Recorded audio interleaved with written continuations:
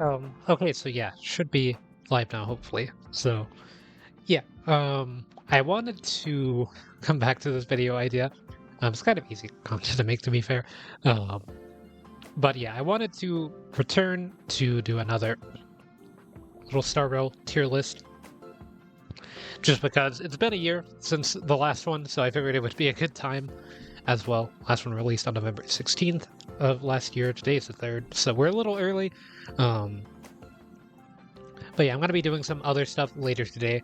But yeah, I thought that it would be a good time to update it just because it had been so long since the last one. I'm not going to be doing anything other than the tier list this stream. I already did all my dailies and all that kind of stuff in Star Rail. So yeah, I have my other list pulled up so that way I can see like where it's all changed and stuff on my phone here. But yeah, I imagine not too much is going to be changing for some things, but yeah, guess we can go ahead and get into it. So this tier list is a different one than the last one that I used, but it does have the Trailblazers with all of their different typings and everything. So I figured it would be a lot easier to do. So I'm going to be judging every character like individually based on how they perform if you just got them like by themselves. I mean, if they're like a character that is a 4-star, I'll probably be a bit more lenient. And be like, if you have like this 5-star, they work well together. And same thing with certain 5-stars like Jiaqiou, because Jiaqiou is kind of just an Acheron bot. Over here. So yeah, I guess it's in release order. Or something similar to that. So yeah, I guess we can start off with the physical Trailblazer.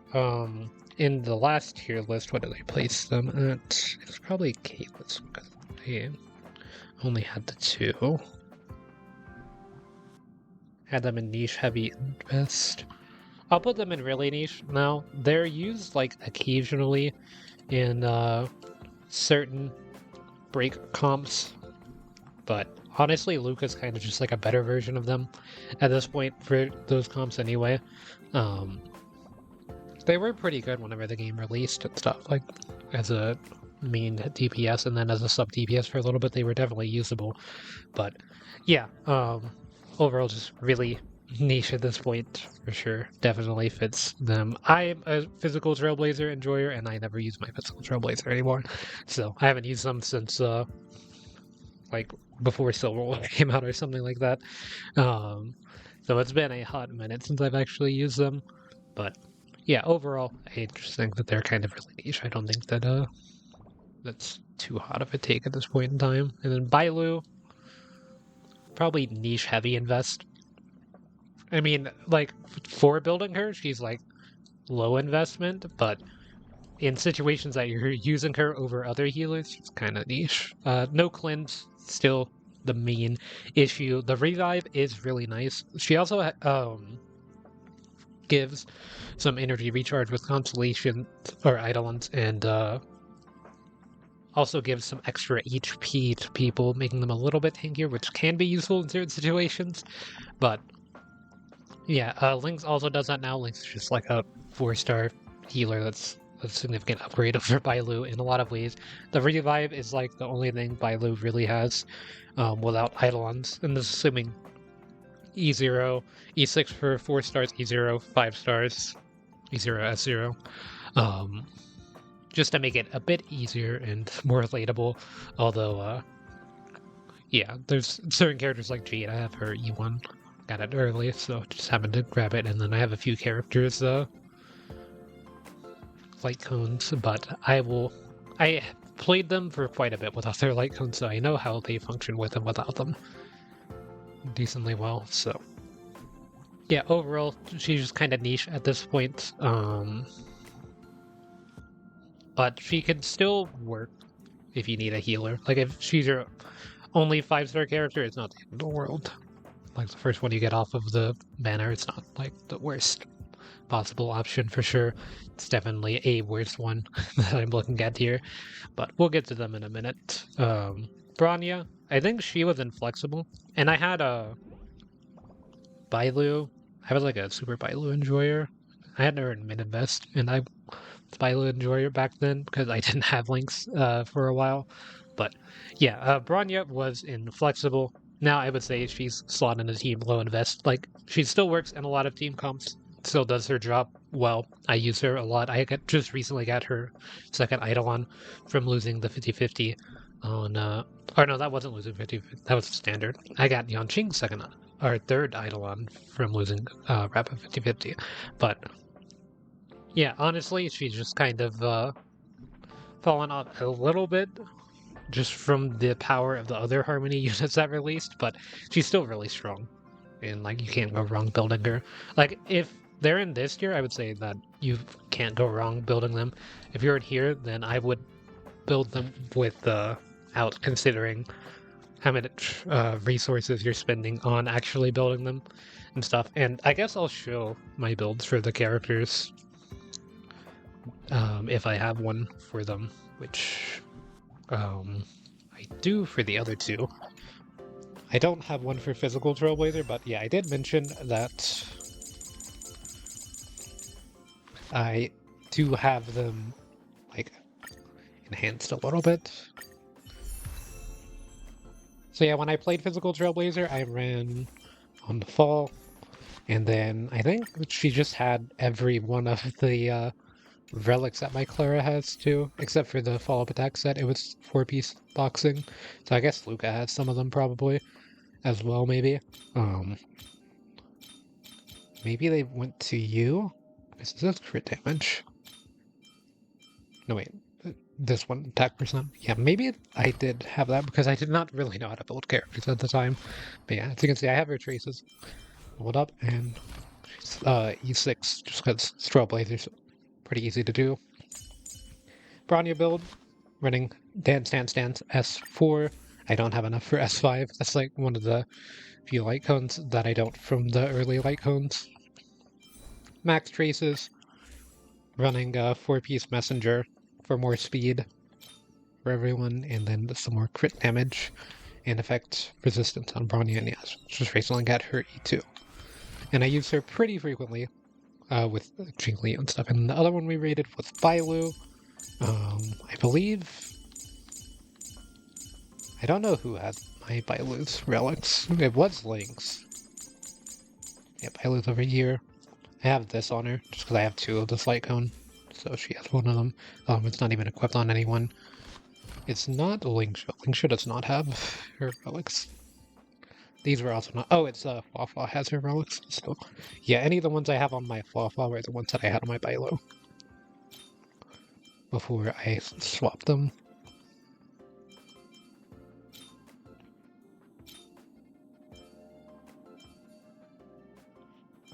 Which I prefers the effect res over the other one. So, yeah, those are my builds for those characters too, if you want to see them. I did have my Bailu invested in quite a bit because I used her as my main healer for a lot of the early game for me. And then next up we have Clara, who I think I will leave here. I think I had her in the slot in a team low invest, but now, like, Yun Li's just like a better version of Clara in pretty much every way. So if you have Yun Li, you just build her over Clara. But if you don't, Clara's still really strong. I used her in the most recent Memory of Chaos, for instance, and she was able to clear it just fine. Like, I was pretty much able to autoplay the Memory of Chaos just using her. All I did control my characters. I made any choice that the autoplay would have likely made anyway.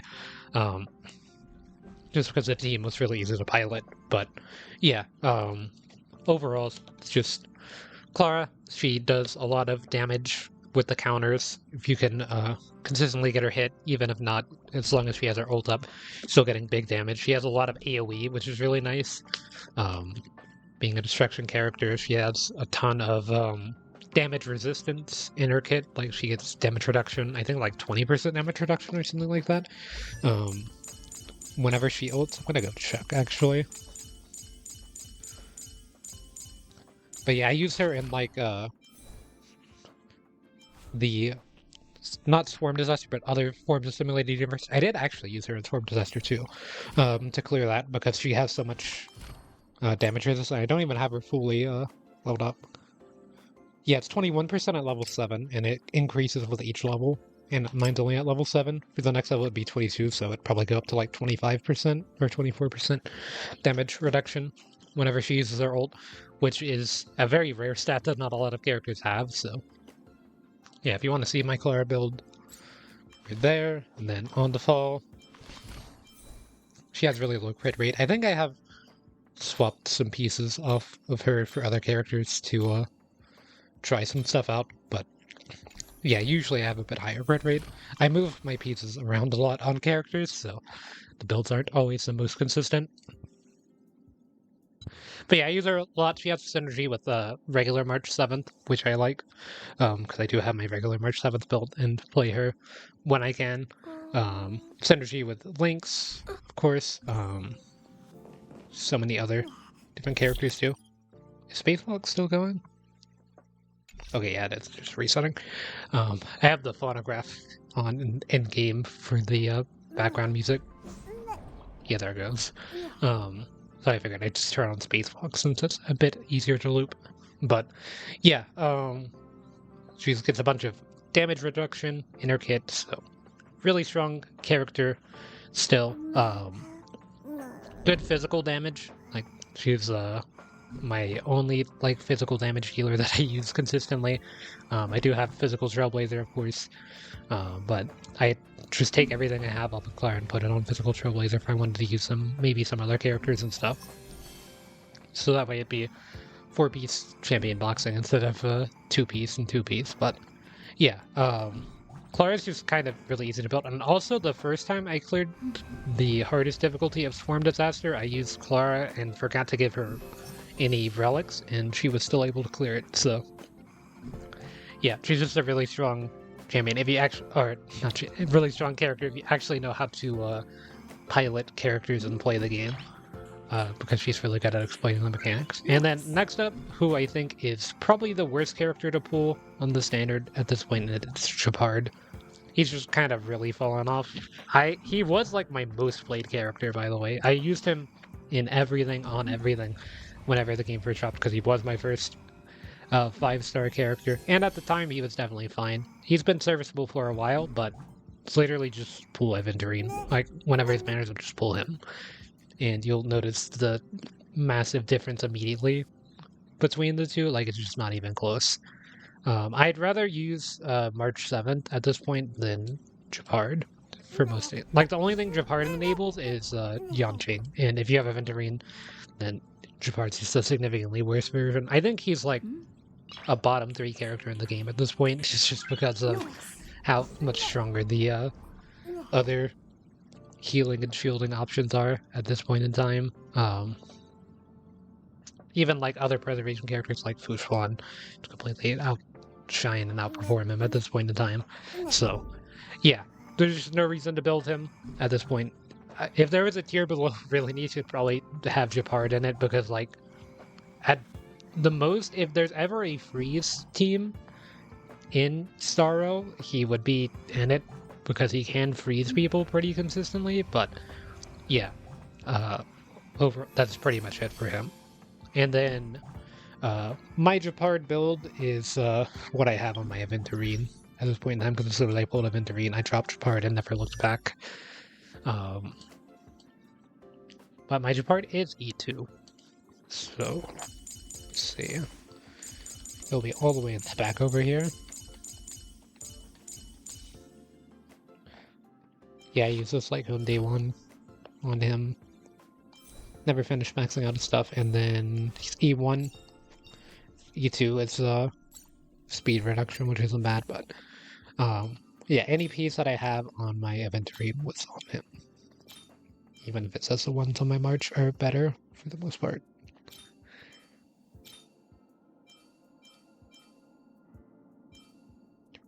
There. So, yeah. He is like a pretty strong character if you have like no other option, because his shields are very big, but yeah, and he's like really hard to kill. But if you just get Aventurine, then there's no reason to return to the character again.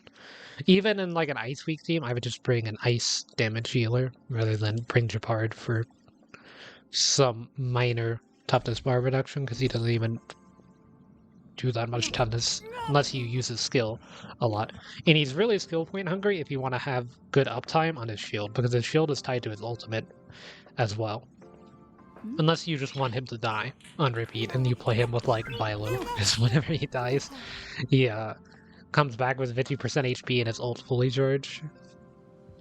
So I mean, if you want that, then I guess you could do that. I think he has like a really weak Eidolon tree as well. Like his E6 isn't even as strong as other characters' E6s. So yeah, he was in the last one a slot on a team who invest for me because it was before Aventurine came out. It was after Xuan, so he was like, if you were playing any in-game content, you need two teams. You would just have Gepard on one side and Xuan on the other side if you were running preservation units. But now with Aventurine, you just never use Gepard again. And there's so many better abundance options at this point in time too, because a lot of the abundance characters at the time were kind of weak or okay. The only one that was doing anything really interesting were Luocha and Lynx, and now you rarely see them as well for like Hua and Gallagher's really strong, Lynx is really strong, so yeah, there's kind of no reason to use them anymore, unfortunately. And then interestingly, the first character to move up one is actually Himeko. Himeko is really good as a super break damage dealer, which is a new thing that didn't exist in the last list. I did give her a build around mid-invest rating because I thought that she was still really strong in any content that you have to fight 5 units, and now there's specific in-game content where you have to fight 5 units simultaneously, so she's really good in that, obviously. But even in like Spy or Forgotten Hall, which I still use her in for super break, she's really good there. Synergizes really well with other super break units like Ruan Mei, and she also worked with like Lynx and Gallagher because they're both fired. So like any time that you just see an enemy with a fire weakness and you're having to fight like multiple enemies with fire weakness, you just bring her, Gallagher, or Harmony Trailblazer, and then Ruan Mei if you have her. Like Pela works in that slot as well for more free-to-play friendly option. But yeah, overall just a really strong follow-up attack unit, really good at breaking enemies and also hitting them after their toughness is broken with her follow-up attack, because that's how her talent is triggered, is whenever enemies get their weakness broken, then she launches her follow-up attack after 3 charges. So yeah, overall just really strong still. And then Yanqing, I actually think it's like here, if I'm ordering this. Which I am trying to make sure that it's ordered, but you could convince me to move some of the places later on for sure. Because I did have the last one ordered as well. And yeah, oh, if you want to see my Himeko, and I'll also show my Yanqing build, so that way I don't forget. So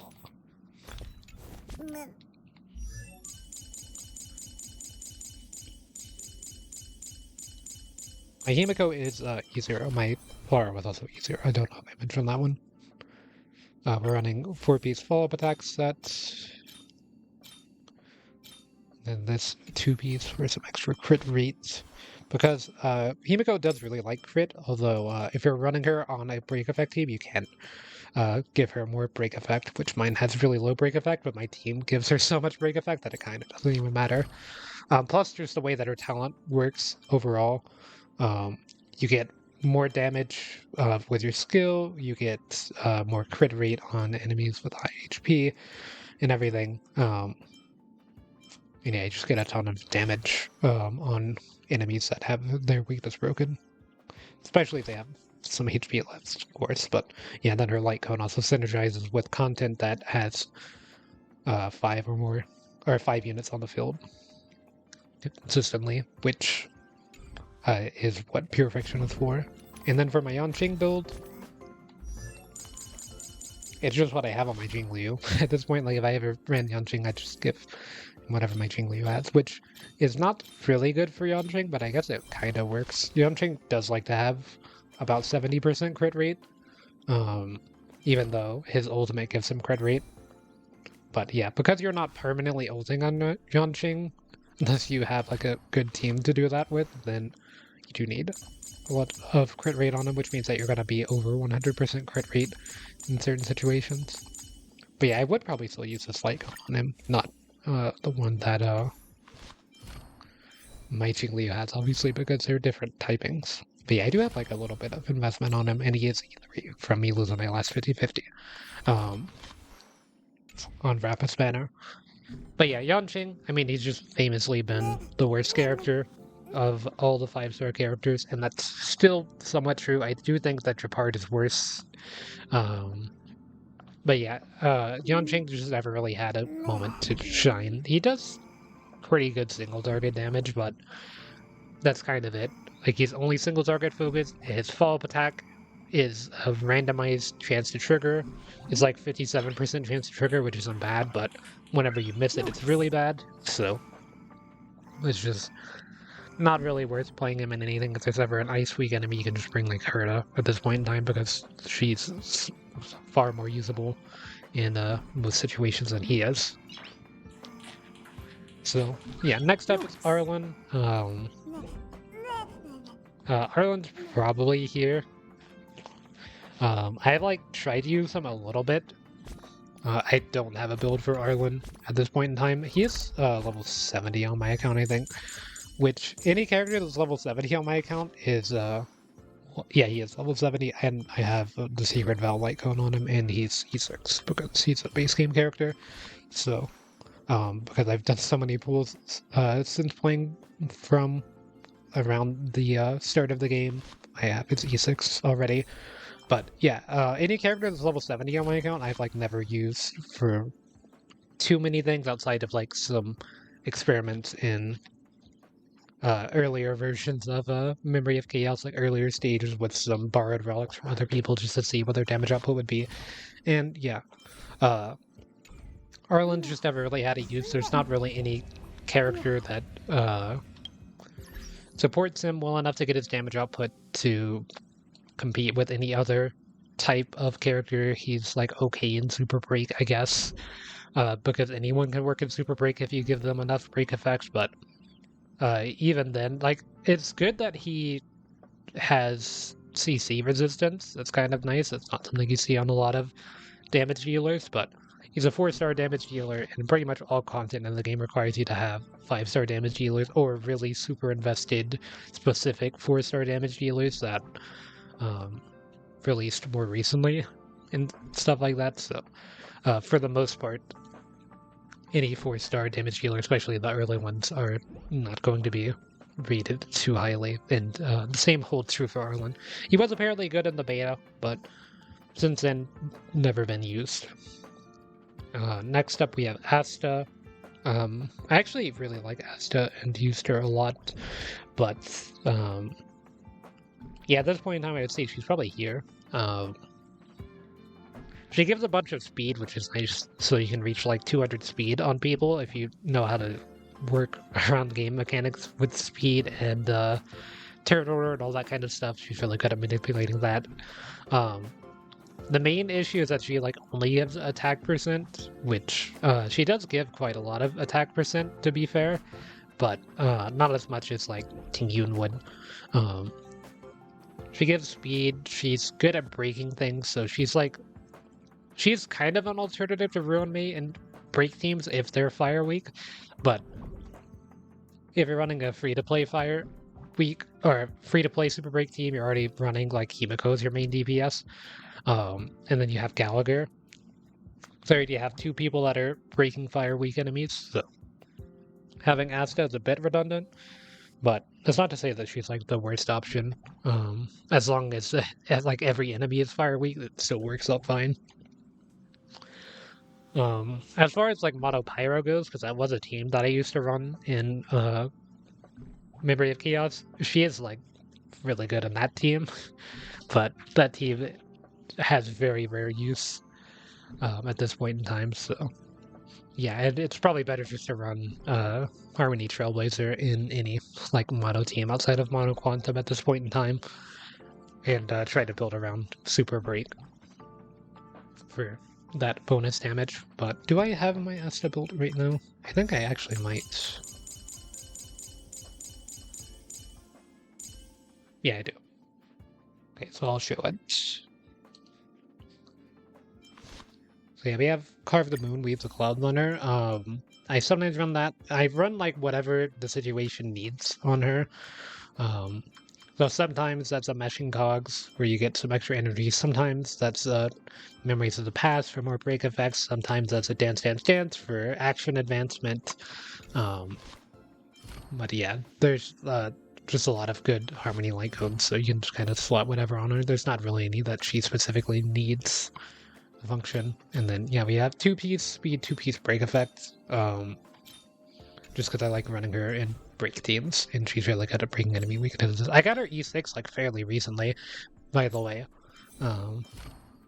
It took me a long time to get her E6, even though I used her for so many different teams. She's really good in dot teams too, for the speed and breaking fire weak enemies. If you're running her with like Guanifin, that's really good because she can apply a dot to get Guanifin's talent going.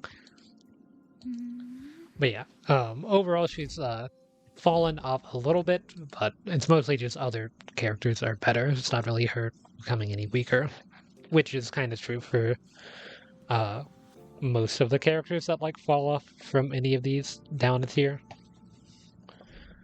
Dan Heng.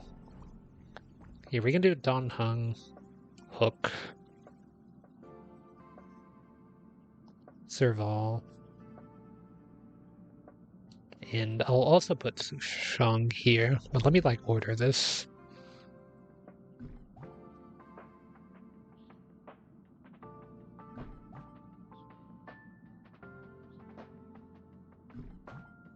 I'd say there actually. So yeah, for these characters, I'll just do them all at once because they're all just base game 4-star damage dealers. So yeah, kind of the same thing that applies to Arlan applies to them. Hook's like been very rarely used. She was like an interesting dot unit whenever Kafka first released. It's like an alternative. She has crowd control resist. She can like heal herself. So yeah, she's pretty good there. She's like okay in certain super break teams, but Himeko's just a better option. Dan Heng, he's like never seen use ever. Like he has interesting synergy with Welt, but outside of that, like I've never seen anyone use him. And I'll get into Welt in a second. I've been like putting him off for a bit to talk about the 4-stars. Because the 4-stars are a bit easier to cover. But yeah, outside of that, like I would probably actually move Donung here. He does have like decent single target damage, but any 5-star character in the game is going to be better. Like Yanqing's even better than him, which is not the greatest position that you want to find yourself in. He does have like ways to get his turn back, and I don't have builds for any of these characters, so that's why I'm not even going to put them on screen. He does have like a way to get his turn back, so that is a good thing, but it doesn't really matter if you can't one-shot the enemy to do it. Sushang is a character that I actually am considering building a super break version of her, because she does have ways to like refund skill points and stuff, which is really good. She has decent damage output, and she does synergize with break as like way of dealing damage really well. But yeah, she's like actually really niche. Like the characters past physical Trailblazer, including physical Trailblazer, are like borderline unusable at this point in time. These three are definitely like really niche team comps. Like if you only had them in certain situations, they would definitely work for certain things. So yeah, I'm definitely like interested in trying out Sushang, but before I do that, I'm just going to leave her where she is. And then Serval was she's actually the one character out of this that I do have a build for, because I tried to build her recently, just to see if she was actually any good. You know, I wanted to say, hey, let's look at the base game characters, let's take one of them that I like never use anymore, and see if they're worth building, and can output damage. in any for anything. So yeah, we have a Serval build. I was running Eternal Calculus on her, but it's currently on my Jade. We have some stuff here, and yeah, she's actually got 4-piece Pioneers, which is her best in slots, alongside 2-piece Fire, or 2-piece Gomouth, I guess. E6, one of my earliest E6s. So yeah, she has like a pretty decent build, but even with this build, she's still really weak. She's like okay in Pure Fiction. That's like the main use that she has at this point in time, because she has really good AoE damage, but outside of that, she's extremely niche. But she can be used, so that's why I have her higher than any of the other base game 4-star DPS, except for Herta, who actually goes here now, which is a bit of a jump, but yeah, Herta's just really good in Pure Fiction. I've never thought that she was like the worst character in the game. I know a lot of people did. Even in my initial tier list, I put her in niche heavy invest. But yeah, because there was a lot of people like playing Herta, even back then, just to do clears with her because she was seen as the worst character in the game. But yeah, she's always had like really good ways of giving herself crit rate, and pretty good damage output and stuff in multi-target scenarios. So yeah, my Herta is like not the greatest, and even then, still able to do anything that I need to get done with her in Pure Fiction. She gives herself crit rate with her Eidolons. Yeah, gives herself 15% crit rate for free. Pretty much, because you get these Eidolons for free from doing early Simulated Universe stuff. So, yeah, overall, really good unit. Now, for Pure Fiction and other things, she's kind of weak, but she's still usable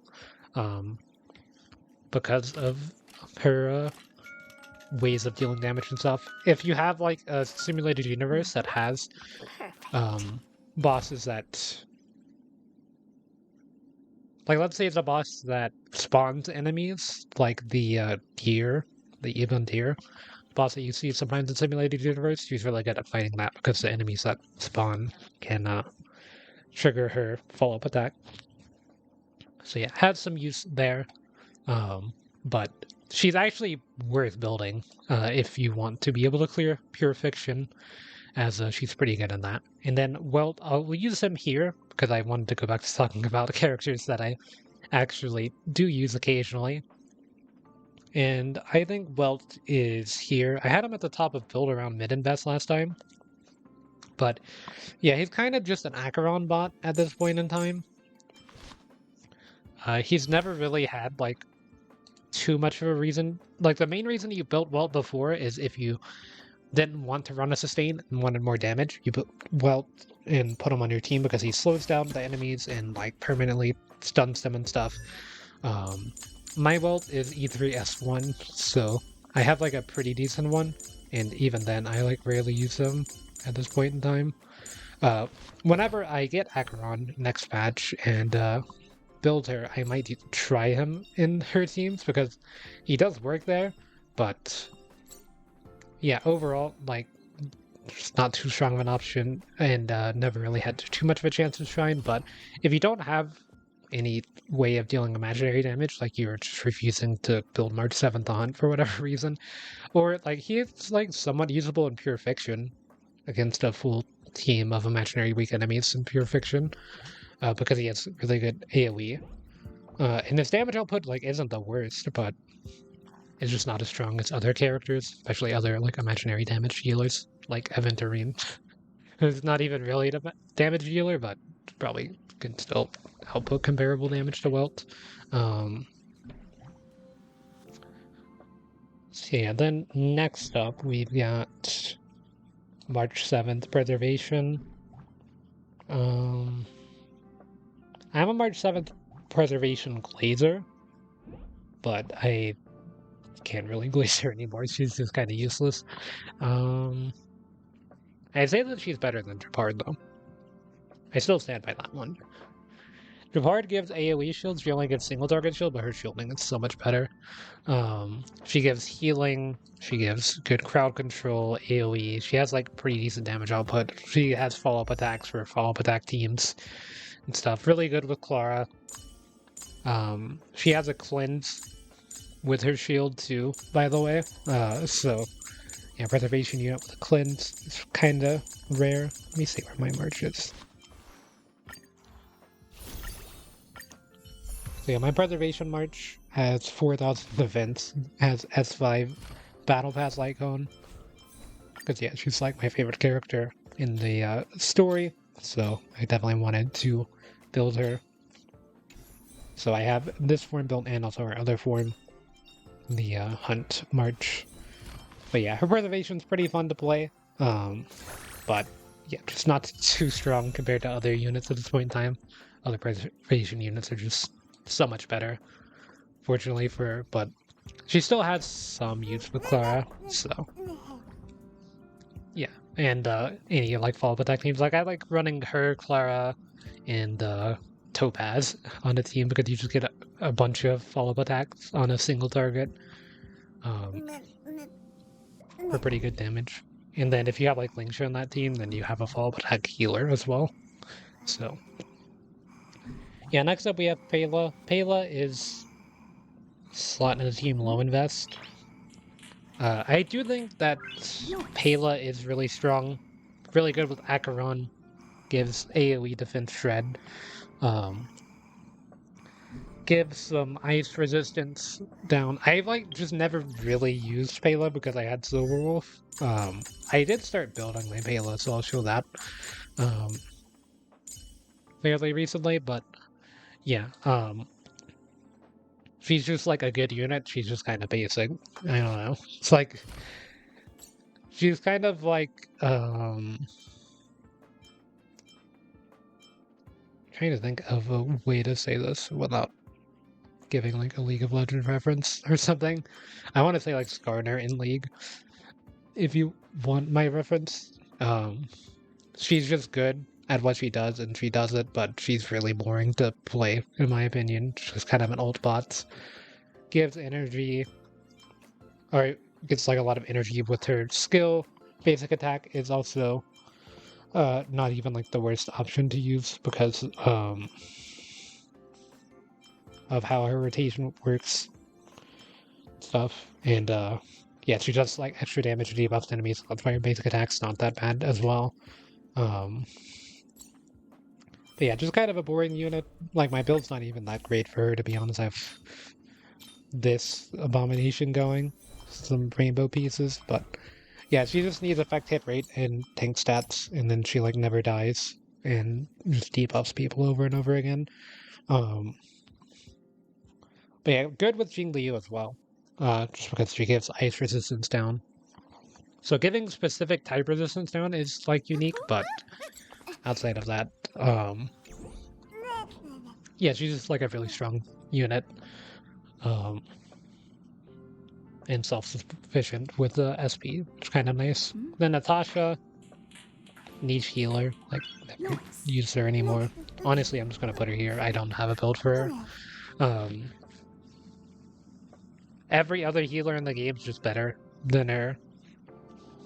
She does have a cleanse, so she has that over Bailu, I guess, but outside of that, like I used to use Natasha quite a bit.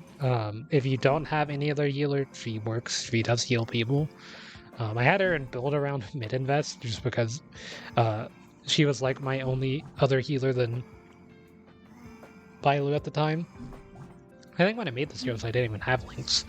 Because I didn't get Lynx on her initial banner. It wasn't until they added a thing that gave you a free Lynx that I actually ended up getting Lynx from that, just because I got unlucky with gacha pools. But yeah, overall she's kind of really niche.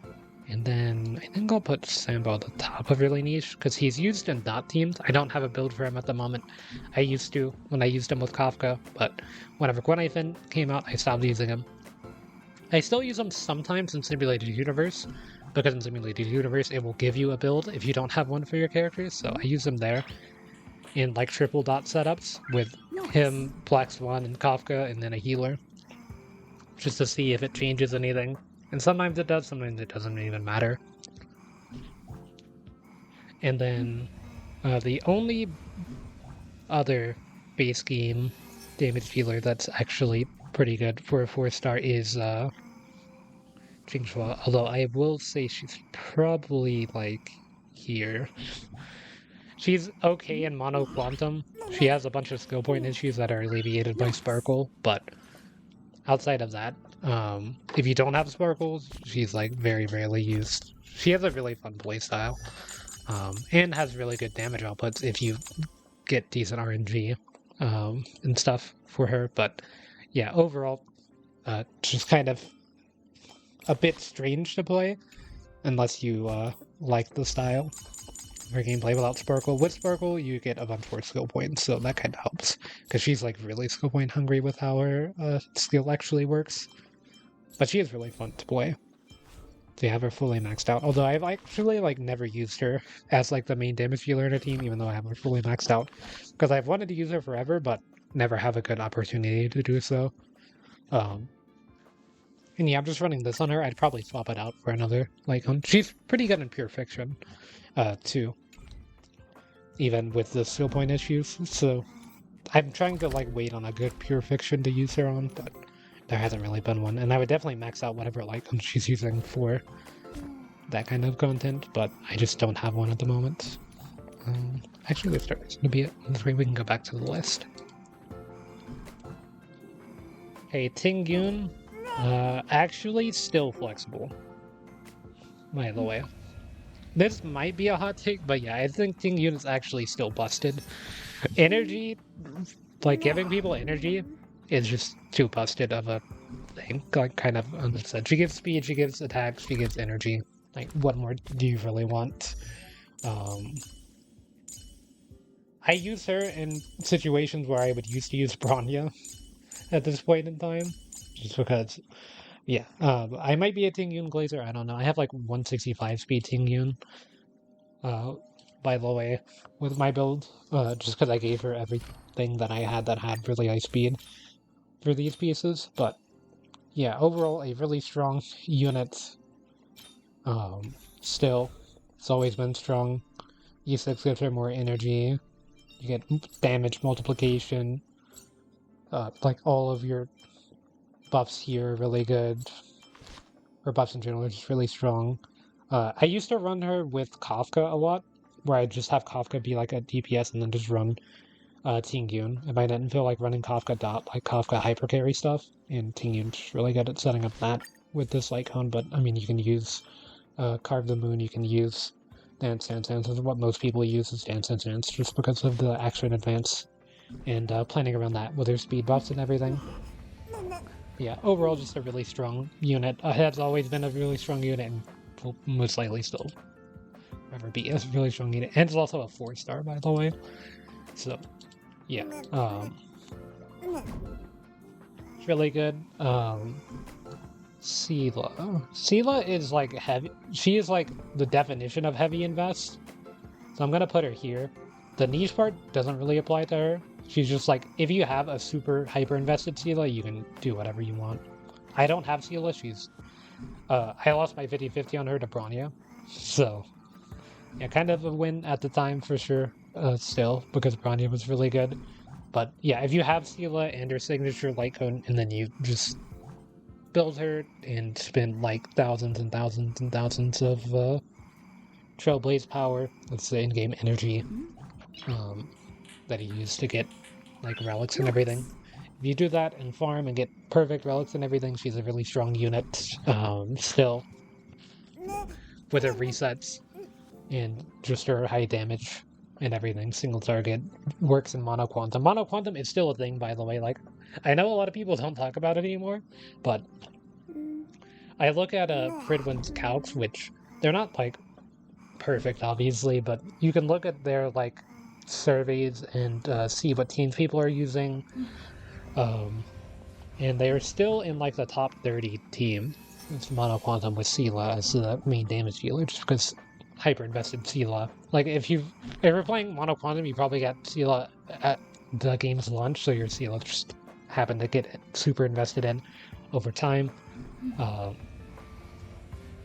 And stuff, but yeah, she's just still a really strong unit. But yeah, because I don't have her, she's like the first character I'm rating that I don't have, but I know a lot about because she's been on for so long that yeah, this is a good spot for her. She's not really in the niche, she's more in the heavy invest side. If you get her heavy invested, she can do whatever you want.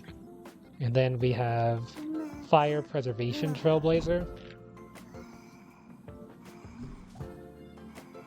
I mean, honestly, here.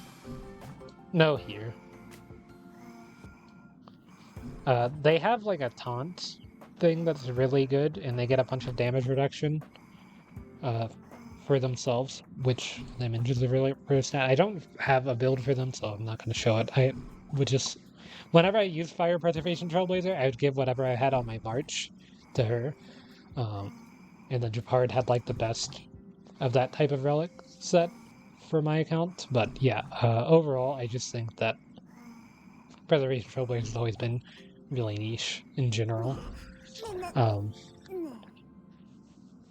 I've kind of like, if you know how Fire Preservation Trailblazer works, then like at the time of the game's launch, she was used in some things. Like I used her in a few things. She has decent synergy with Asta, for example, just from being a fire type and being able to help her break stuff. But yeah, overall, she's never just been too strong.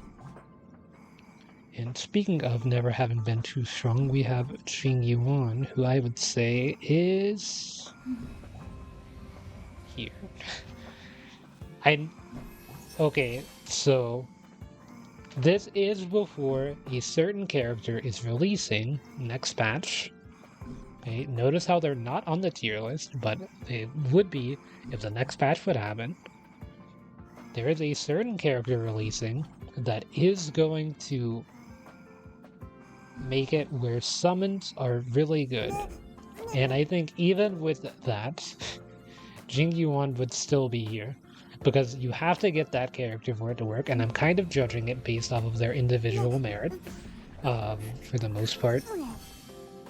But, yeah, even then, he's never really had high damage output, and it's not like that character is going to fix that magically just by existing. That character is going to be much better with other characters than it will be with this specific character. But that character is still going to be really good. But yeah, if you want to see my Jing Yuan build, he's actually usable in Pure Fiction, too. He's, like, decent there, but there's kind of better options. I think Kafka's, like, a better AoE damage dealer that's an electric type. At least my Kafka is, for sure, because my Kafka's my most invested character. But yeah, if you want to see my Jing Yuan build, here it is. It's fantastic, isn't it? Anytime that I use them, I swap out this light cone for one of these two. Depending on the situation, but yeah, I mean, look at that crit rate. He does give himself crit rate, to be fair, but yeah, I mean, quite an amazing character for sure.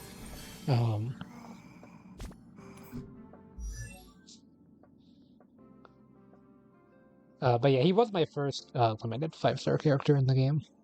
I'll have the YouTube short of that on my YouTube. It was like one of the first things I streamed from Star Rail, because I used to not stream like Star Rail gameplay. I would only stream like pools and occasional clips, because I did most of the early game of Star Rail just by myself. I was streaming at the time, I just wasn't streaming Star Rail. I was streaming other games like Kingdom Hearts or something. I don't know, because I tried to play through like the whole Kingdom Hearts series at one point on stream, but I never finished it. But yeah, where did I have Jing Yuan before? I had Seele up here to not get the Seele haters upset. Or Seele enjoyers upset. I had Jing Yuan in that tier as well. But yeah, I think putting them together is still good. I do think that Seele is more usable than Jing Yuan at this point in time, though. Even after that character releases, I think that will also be true. Silverwolf Glazer has logged on. I did a video recently on my YouTube where I cleared Simulator Universe with a Silverwolf team It was Silverwolf and Jing Liu together because I needed some extra damage output. Silverwolf is still really strong. She's like the main reason that I never used Pela, because I had Silverwolf. I use her in extremely rare situations, to be fair. But in those situations, she pops off. I would still recommend pulling her and building her whenever you do pull her, by the way. Just because, yeah, whenever she works, she's like by far the best in slot. It's just extremely rare situations. So you could say that that's worth putting in the niche heavy invest, but like by that same option, I would also say that about Pela, because I'm never really using a Nihility character over a Harmony character outside of niche situations.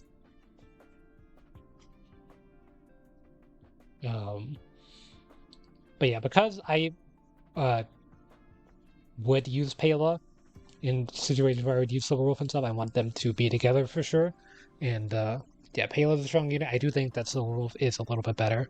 I also think Silverwolf is more usable in team comps than Himeko, so that's why I'm putting her up above her.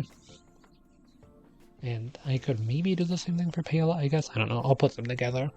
So that way people don't fight. But yeah, overall, Silverwolf's just really strong still. So much defense reduction, weakness implants, good in super break teams. Like, nobody really talks about her in super break teams, but yeah, she's always had like a secret break effect build that people talked about, where you would just stack break effect on her before super break was a thing.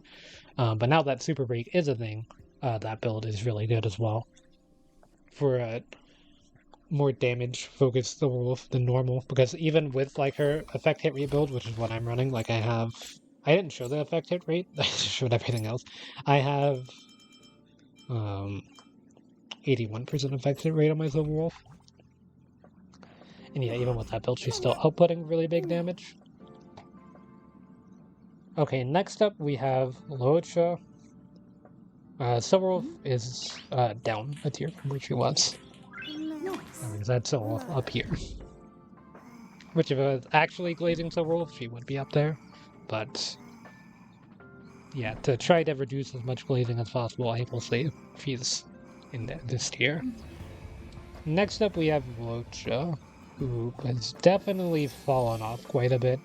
He still works as a healer, but the other more recent healer options actually give team-wide buffs to people, or a lot of reduction of the enemies, or are just really strong units overall. Whereas Luocha is just kind of a healer. Like, he does his job really good, but yeah, it's just healing.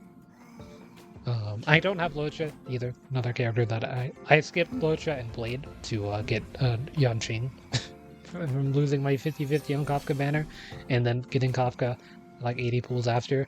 But yeah, he still does his job, but outside of that, it's kind of unique that he scales off of attack, I guess. That way he has decently high damage output. He's okay in Pure Fiction because his ult is an AoE attack, so he can work as a healer there. If you were using a Venturine on another team, and you wanted some sustain, you could use him. Like, he still solo sustains effectively. Just kind of more boring playstyle compared to the other healers and shielders at this point. Then we have Yukong, I think is here. This is assuming her E6. She's always been like an awkward character to use. I recently got her E6. I said I would build her if I got her E6, and I recently got it, so I might build her soon. But yeah, she's like never really been a unit that people talk about using too much. She gives a bunch of crit rate and crit damage, which is interesting, and some attack percent. So she, in like hyper carry situations, she can be really good, but most of the time you're actually giving your units enough crit rate to where Yukong's buff doesn't really affect them too much for a hyper carry team. Like if you just wanted to give everything into crit damage, so because you were planning on running a Yukong, then you could do that. You also have to like get the turn order correct with Yukong because she has kind of an awkward playstyle with how her buff works. And everything, which her E6 does kind of fix that a little bit, but she's still pretty awkward to use, so yeah. I don't have a build for her, so no reason to show it, but yeah, I do think she's an interesting unit that I definitely want to try some stuff with in the future, but for now I'm just going to leave her here. She's on the more niche side than the heavy invest side, although she does also require pretty heavy investment to get working since you have to build your team around her in a way. And then Blade. Kind of here, I think. I mean, his Blade, if you know what he does, he still does it. He does AoE wind damage. He does pretty high damage. Works well with Bronya, if you have her. Works well with Jing Liu, too, if you have her. There is a recent event that gave a event light cone that is good for him, but it didn't really change too much. His signature light cone's better if you have that. And that light cone's just kind of okay as well. Like it's the event one, I mean, is like decent. It's usable for sure as a free-to-play option, but yeah, overall just nothing really to say about Blade. He just does damage and stuff. I've seen like some Blade super break things that are interesting, but yeah, overall it's just Blade. If you know how he works, then you know. Does damage pretty good. He's worth or he does require a bit of heavy investment to get his crit rate and crit damage up, because you have to get HP percent on everything too, which is kind of weird because he scales off of HP, not attack, for his damage, kind of like New Roulette and Genshin. But yeah, I don't have him, so I'm not gonna say he's still around 100 though, so I definitely will be getting him in the future. And then next up we have Kafka, who is my most invested in character, and I would say that she is probably here.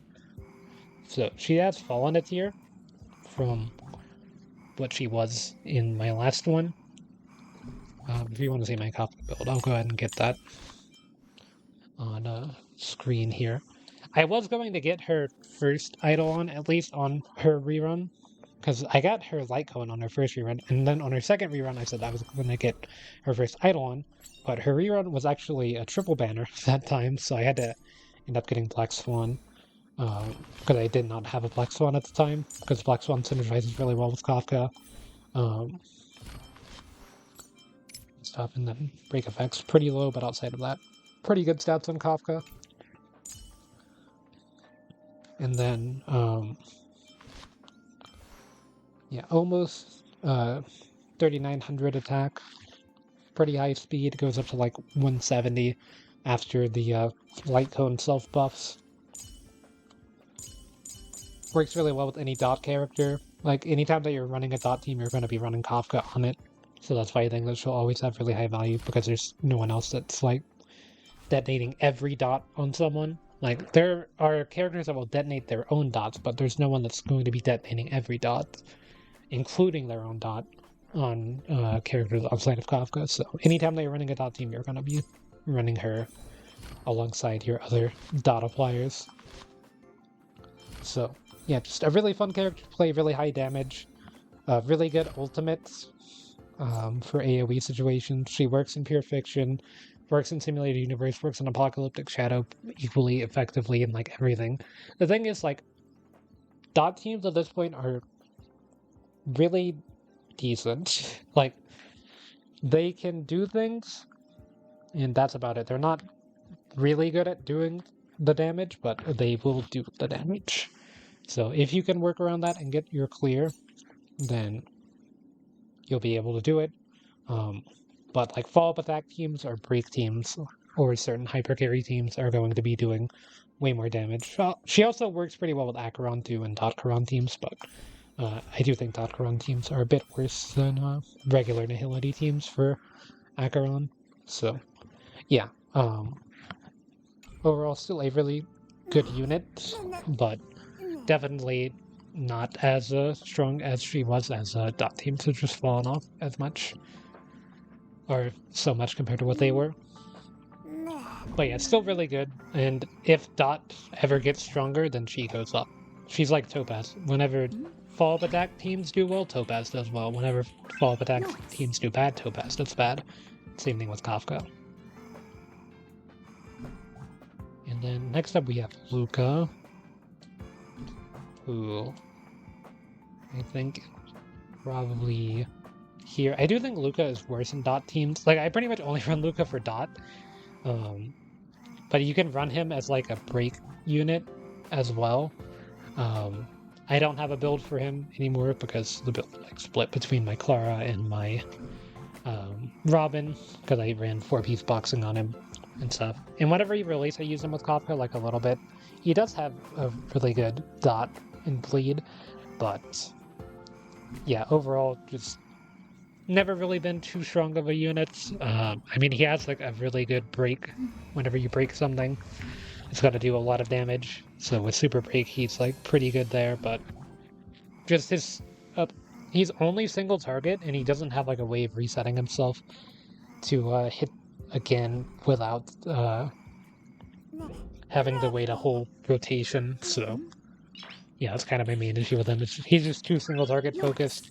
And his single target damage isn't high enough to one-shot things, so.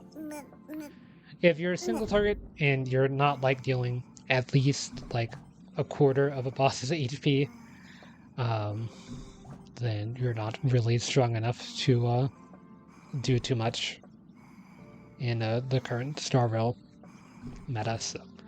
Yeah, overall I think he's there. And then next up we have Don Hung Imbibitor, who is probably here, I would say. I won't put him in the niche heavy invest, although he does require a lot of investment. Like, he kind of requires you to have Sparkle. But, I mean, if you're playing him, you're getting Sparkle anyway.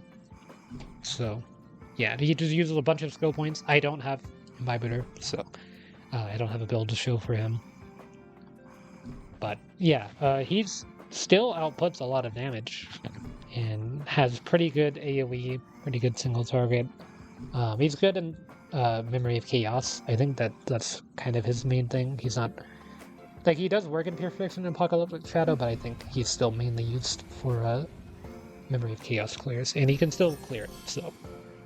Still worth building and using if you like him. With Eidolon investments, he's definitely worth it too. Like, his E2 is famously really strong. That's what a lot of people have on him. It's like E2 S1.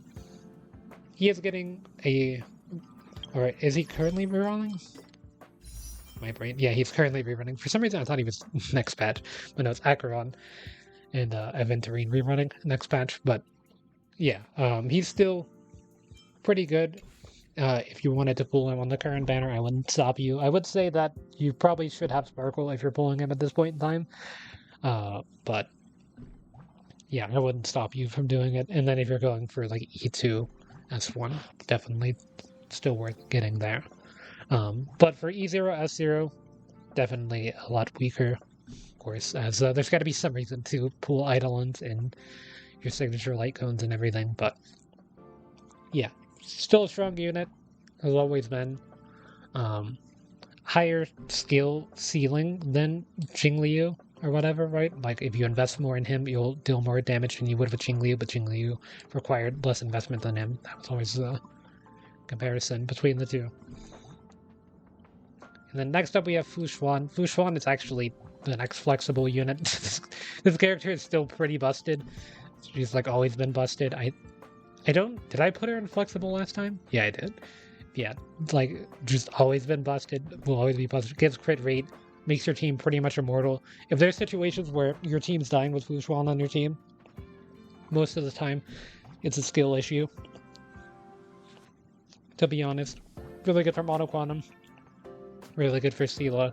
any character that wants crit rate, which is like 90% of characters in the game for dealing damage, you're gonna be wanting to run her if you have her. I do not have her personally, but if she has like a rerun at a good time, I will definitely be pulling for her near her next one. She's like one of my more regret not pulling characters, for sure, just because of how strong she is with her kit. And then her E6 is like famously like really busted too, but even at E0 S0, it's just a really strong unit. She actually uses the Herta signature preservation light cone really well. The texture memories, I think it's called, because it gives HP percent. It's like the only preservation light cone that gives HP percent or something like that. I mean, there's probably more now, but yeah, if you're running her on like a dot team, you can even use the Trend of the Universal Market 4-star light cone to get a dot effect on them, or like in a Acheron team as well, as a way of getting debuffs on people. And now we have Lynx. Lynx has definitely fallen off quite a bit. Like if you have no limited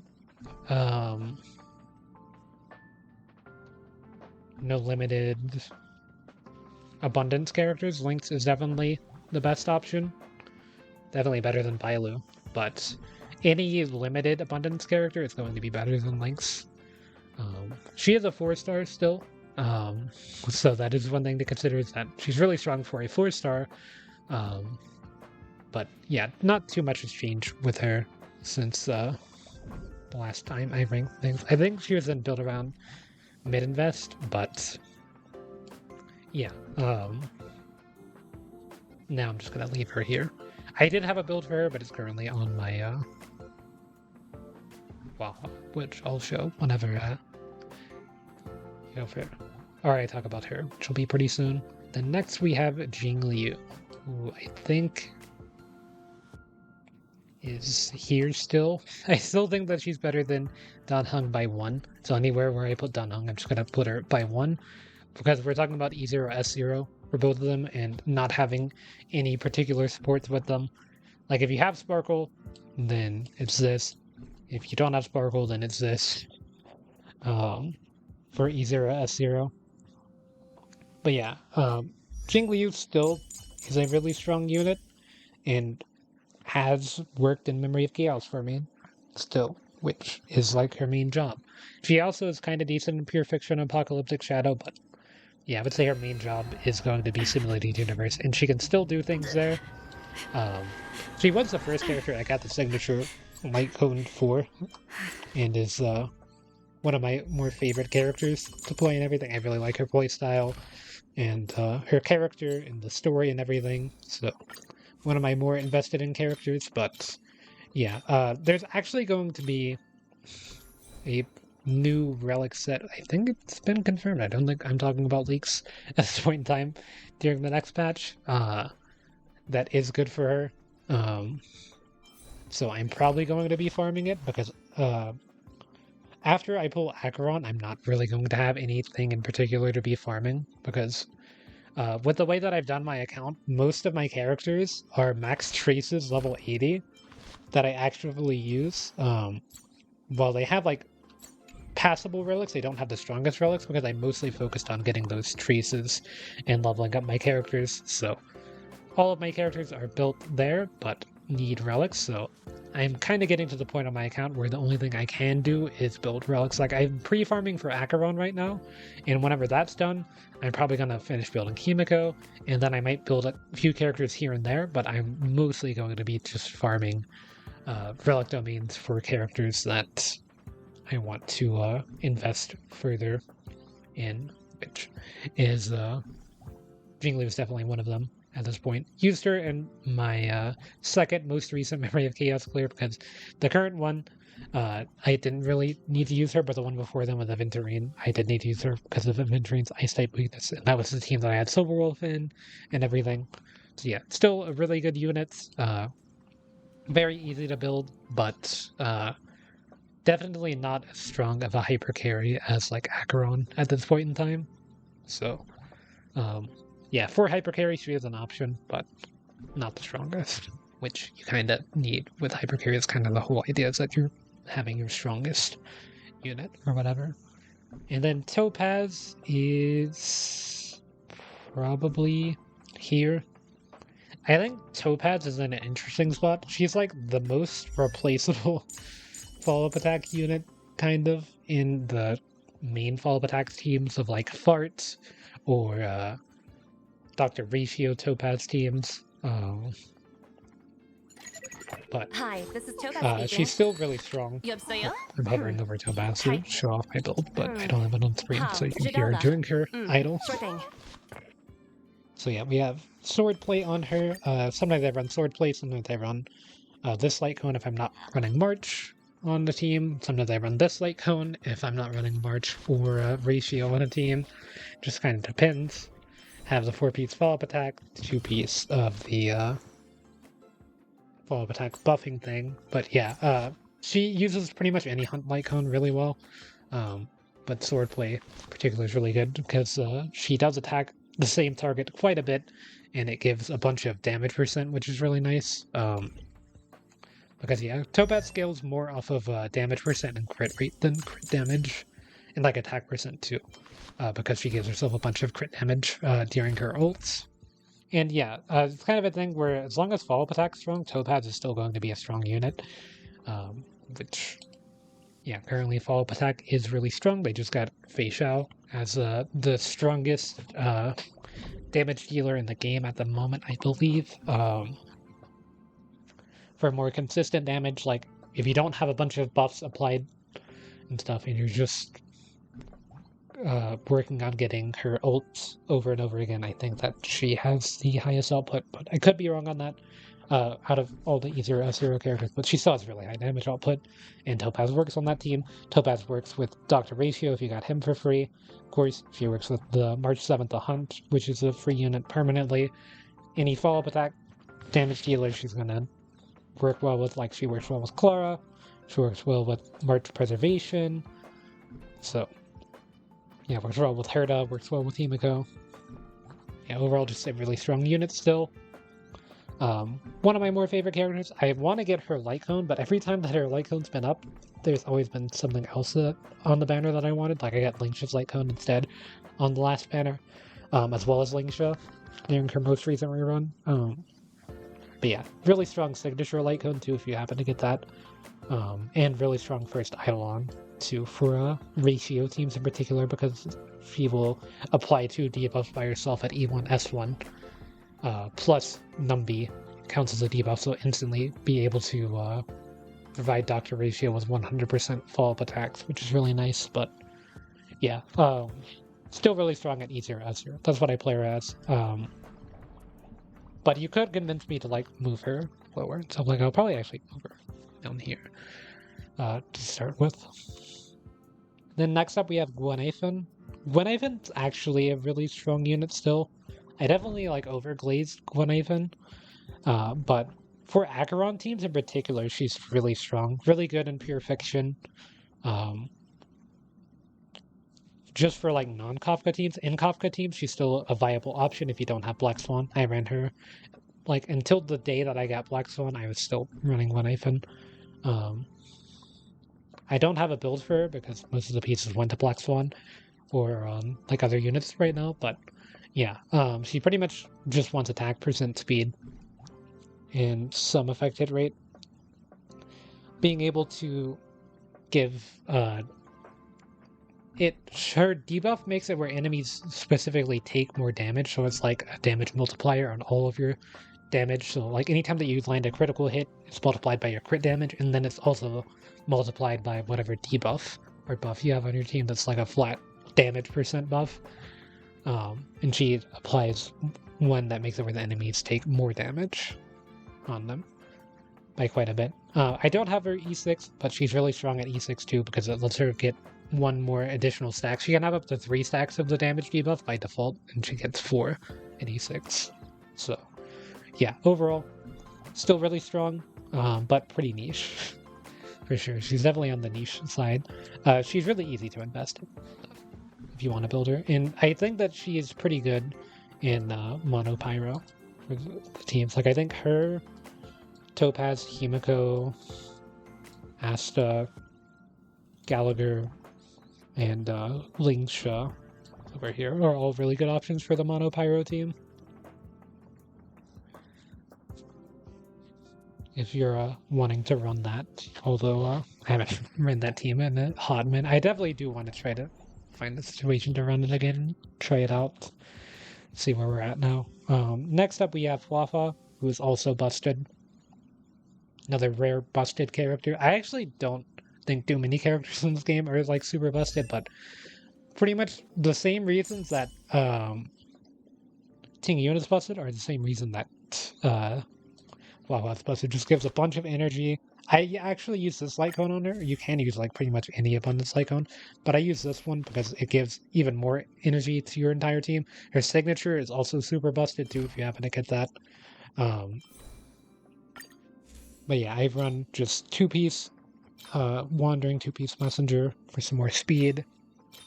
Because I like my characters to be pretty fast, although she's on the slower side of my characters for sure. She is kind of awkward to use without her E1. Her E1 makes her significantly easier to use with that extra talent. She becomes a little skill point hungry without it. So I'm definitely pulling for her idle on whenever she has a rerun. But even at E0, S0, which is what I play her at right now, I use her on like everything. She's really busted for it. The main issue with her and Tingyun, I would say, is that there are certain characters, namely Acheron and Fei Xiao, whose ults do not require any energy and are triggered in other ways.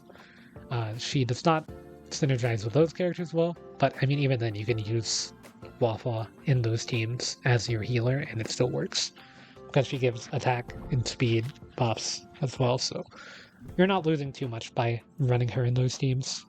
But yeah, definitely not the strongest option for them, but a really strong option in any other type of situation. Next, we have Argenti.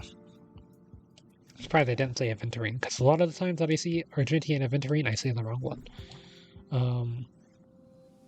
He's a character that I wish I had a lot, because I don't really have a physical damage dealer outside of Clara, and he is really strong at doing that, but if I had to rate him, honestly, it'd probably be like here. Yeah, I'll give him here, to be honest. Like, he's really good in pure fiction. He's like really, really good in pure fiction, but that's actually all that he can do. It's kind of sad. Like, if you can't clear pure fiction, there's 2 characters you can get to just instantly be able to clear pure fiction for free. The first one is Argenti, the second one is Jade. But Jade has some other strings that we'll talk about later. For sure, because I'm a Trailblazer, so I know a lot about her. But yeah, he does have really high AoE damage output, but his single target is pretty bad. He's still usable though. Like, if you were gonna pull for him, I wouldn't stop you from pulling for him. I would, like, if you're pulling for like Luocha, I would maybe tell you to hesitate, but Luocha, Jing Yuan, or Blade, I would maybe tell you to hesitate, but I wouldn't tell you to hesitate about pulling Argenti. And like maybe Seele too, so I don't know, maybe I put him here, because like, I don't think that he's like a bad option to pull. But there's like certain times where Seele and Blade, I would say, are kind of a bad option to pull. So probably the top of niche heavy invest. Hanya, she's also super niche. I like never see her get used in anything ever since she's released. I've heard people say that she's really good. I think that she has like some use sometimes, but she is niche. She's definitely on the niche side. I had like maxed out most of her traces. Like, I actually pre-farmed for Hanya. She's one of the first characters that I pre-farmed, by the way. I don't think I had her traces fully maxed out still, but I don't have any relics on her now because I don't have a build for her because I never use her. But I did do a bunch of testing in Memory of Chaos with her whenever she released. That video's on YouTube somewhere of that stream. But yeah, overall, really strong in certain situations. But yeah, she does give skill points back, and she gives like attack percent and speed buffs to people, which is nice, but they're just not as good as other characters, to be honest. Like, any situation where I would run Hanya, I'd just run Tingyun, pretty much. Or I'd run Asta, as I view them as far better options. But, yeah. Not technically the worst character in the game, but probably the worst harmony, I would say. And then we have Ruan Mei, who's going up here. Yeah, she's definitely going to be in first for now. Really strong unit, has always been busted, will always be busted. Makes enemies get delayed turns, gives speed, gives res pen, gives huge damage buffs to everyone. Super skill point friendly. Busted in Simulated Universe, because whenever you use her talent or her technique in Simulated Universe, it makes it where the boss that you're fighting instantly gets her weakness broken, and then also takes a bunch of damage. And sometimes I can just one-shot bosses for his health bars in Simulated Universe. Had that happen a few times. E1 super busted if you happen to get that. Her Blight Cone super busted if you happen to get that. But even at E0, F0, that's what I have my Ruan Mei at. Super busted. Best in slot for dot teams, best in slot for super break teams, best in slot for certain hyper carry setups. Playable in follow-up attack teams for sure. Like, any team that you use Robin in, you can use Ruan Mei equally is fine for the most part. There's like some situations where Robin is like 10% better, I would say, but yeah, Ruan Mei is still super busted. Use her in like literally everything. She's never left my dot team ever, or super break. When I play that, I use her. Like, I just swap her in between. So I don't play dot and super break in the same Forgotten Hall or anything like that. I would run dot or super break and then follow-up attack or hyper carry. And she's usable in like everything for that super busted character. My Ruan Mei is not very well built either, and it's just able to do so much. I definitely want to get a better build for her soon. But there are kind of other characters I have priority. Her build's still really strong, but it's not anywhere near where it should be. Zui is another really niche character. I would say here, she is worth building if you want to have a quantum damage healer. And you want to have a quantum damage healer that's easier to play and more consistent than Qingque, then Shui is really good for that. And she also is really good in Super Break as a Super Break damage healer. Like, that's not specifically what she's designed for, just like with Himeko. Himeko is better in that type of a team, but she's still really strong there, as she doesn't need the target to be weak to quantum to reduce their toughness bar, but it does definitely help if you're running her in a situation where the enemies are weak to quantum. But yeah, really strong, but also pretty niche and requires heavy investment to get off the ground. She's kind of in a similar boat to Seele, so I'm gonna put them next to each other. But yeah, for a 4-star DPS, she is pretty good. Like, she's able to keep up quite well. I don't have a build for her. I like sometimes swap around relics with some of my other characters when I want to use her in certain situations. But yeah, for the most part, I don't really have a consistent build for her. And then next up is Dr. Ratio, who I would put here, probably. He's not as future-proof as Topaz, but he's still really strong. He's like the DPS of those teams. You got him for free. If you're like me and played the game around the time of his release, you get him for free. I run this light cone on him because I got it from the standard banner, but I used to run like this one or sword play on him works fine. Does a ton of damage in follow-up attack teams if you get debuffs on people, especially so you can run the sets. He still does really good single target damage. I never have him like one-shot things, but he does definitely do like a third to a half of most enemies' HP bars in in-game content with this build, and my build's pretty bad. My builds for most characters are pretty bad just because I focused on getting their traces maxed out rather than getting really good relics. Like most of my relics are crafted relics, so that's why they have pretty good like main stats or whatever, but don't have the greatest substats. But yeah, definitely a character that I would recommend building for sure, like 100% if you have them. Still works for fall attack teams exceptionally well, so, and I still use them pretty regularly for Simulated Universe, and even Apocalyptic Shadow he works really well in if there's a good follow-up attack buff for the Apocalyptic Shadow. And he even has some use in Pure Fiction, despite being mostly single target, just because of how much damage he can output, depending on what the Pure Fiction is. Like, if the Pure Fiction is a bunch of super tough bosses that you have to beat, then he works there. Although Rappa's going to be better for that kind of a thing for sure, because they're the same typing. And she's better in AoE scenarios than him. And then next up we have Black Swan. Assuming you don't have Kafka, she's probably like here. She is really strong. Like, she's one of the most underrated units for being a unit that's always paired with another unit. People like underrate her value by herself.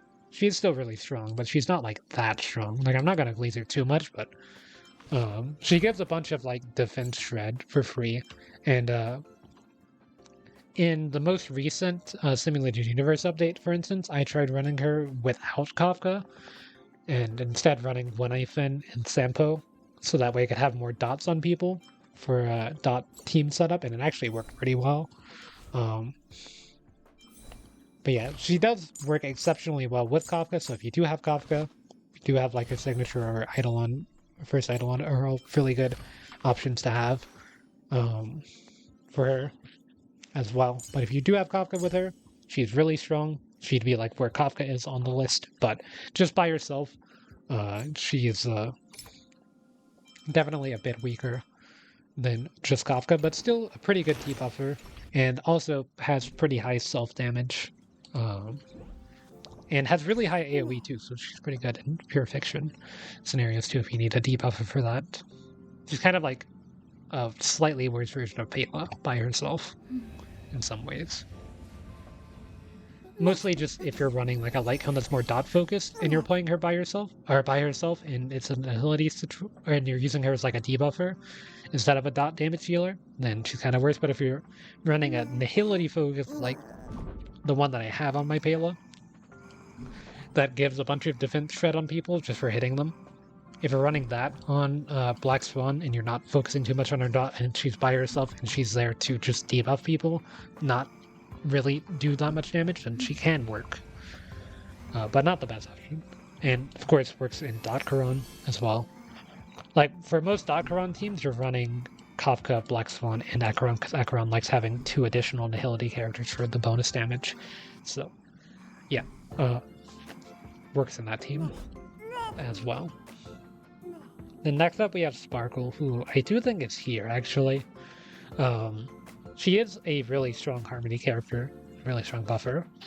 Gives a bunch of crit damage, gives skill points to allow characters like Dan Heng and Bailu and Qingque to function really easily and stuff, but she does lose the strength of her buff to that more relaxed playstyle for those characters. Like, their buffs aren't as strong as Ruan Mei's buffs or Robin's buffs, and that's who she's like directly competing with at this point in time. So yeah, she enables Mono Quantum pretty easily as well, just like Xuan, so still good for that. I don't have Sparkle myself, but she is definitely a character I would not hesitate to pull on. And I do think that she is slightly better than Bronya, so that's why she's at the top. I do think Bronya would be at the top, not for her. Then next up we have Misha. I've never used this character.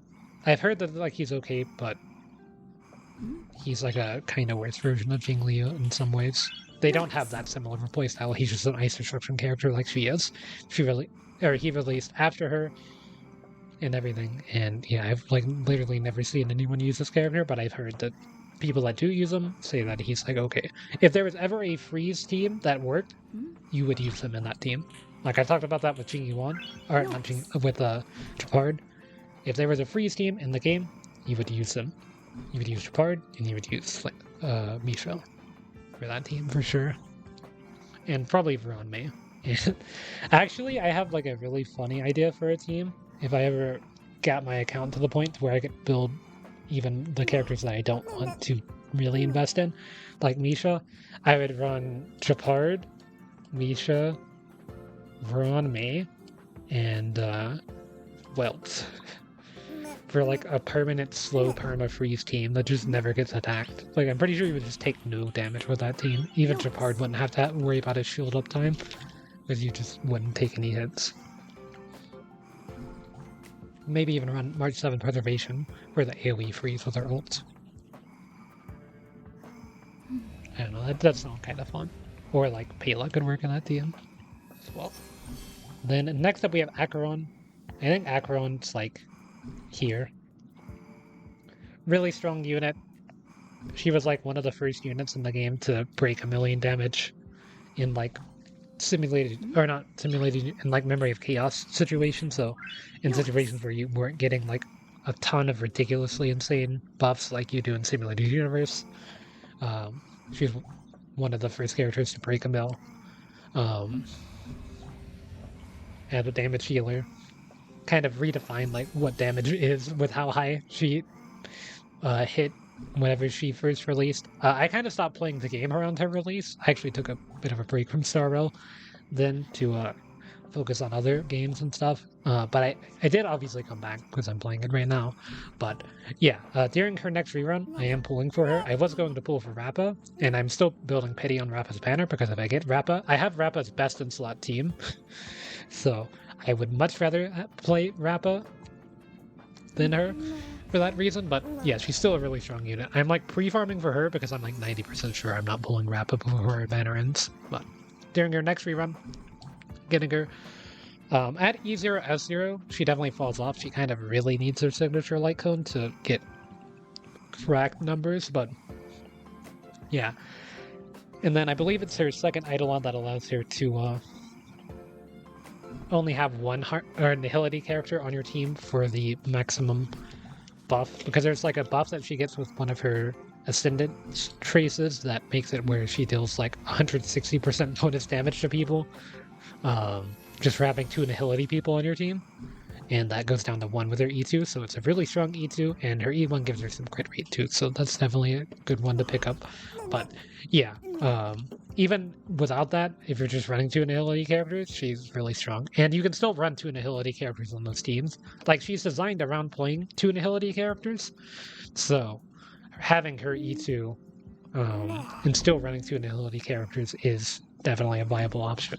It just allows you to be a bit more flexible, and like if you wanted to run Harmony units, like it's probably going to end better for you if you ran Harmony units over 2 Nihilities with E2 Acheron, but yeah, overall a really strong unit still. There's a ridiculous amount of damage, AoE, single target, works. Like she was T0 and everything, according to Bridwin, now she's T like 0.5 in some things, but yeah, she's still like ridiculously strong. Can't go wrong pulling her if you don't have a good damage healer, which is kind of the issue I find on my account right now, is that my last damage dealer that I pulled in quotes was Dr. Ratio. So a lot of my damage compared to certain other damage dealers that have come out recently, it's definitely fallen off quite a bit. I did technically get Cheat too, but she's a sub DPS. I'm speaking more about main DPS. For main DPS damage dealers, she's definitely really strong.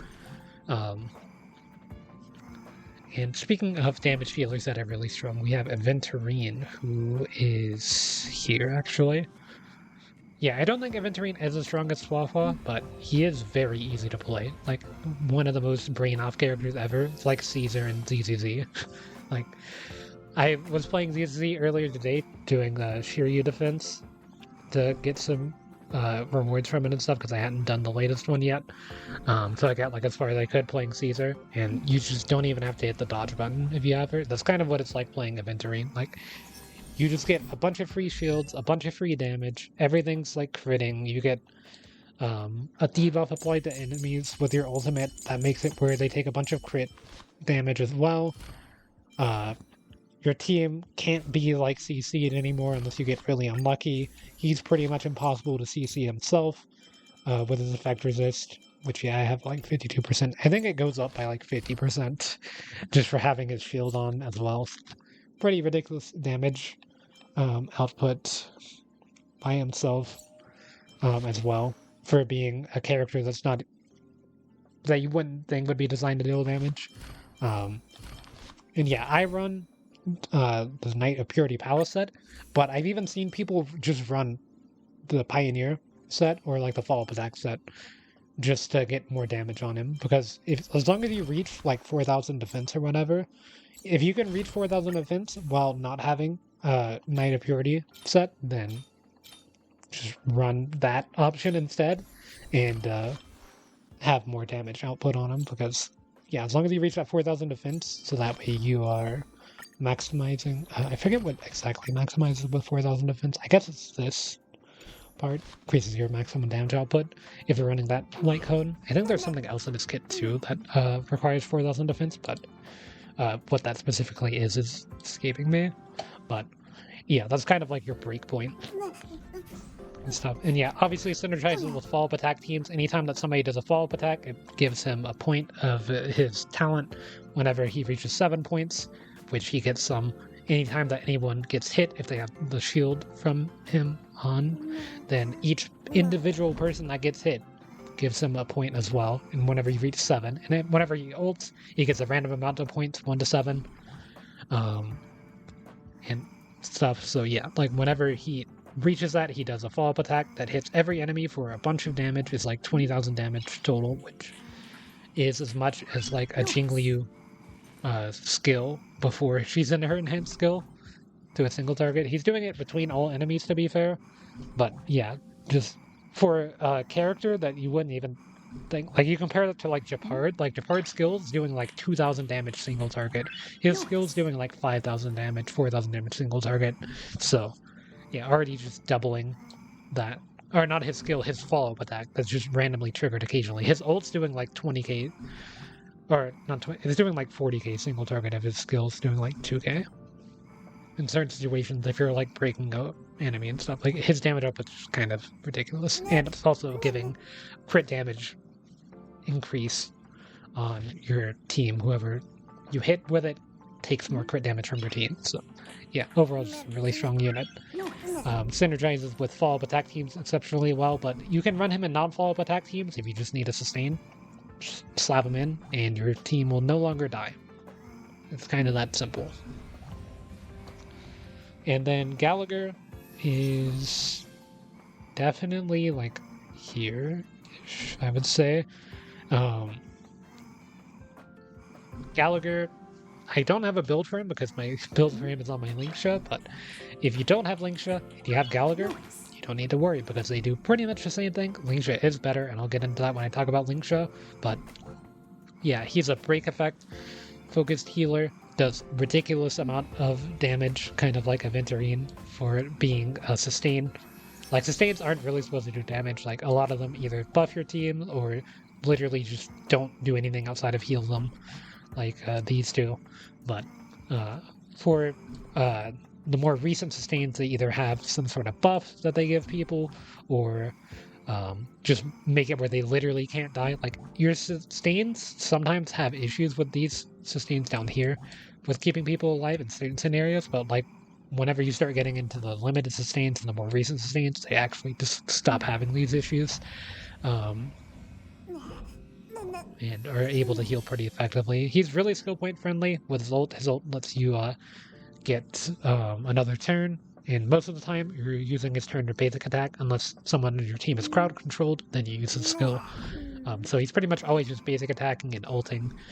His ult makes it where people take more damage in general, I think. It might be just break effect damage, I'm not really sure. Because it has been a minute since I played him, because I've been playing so much Lynxia, and I might be getting them confused because she also does that.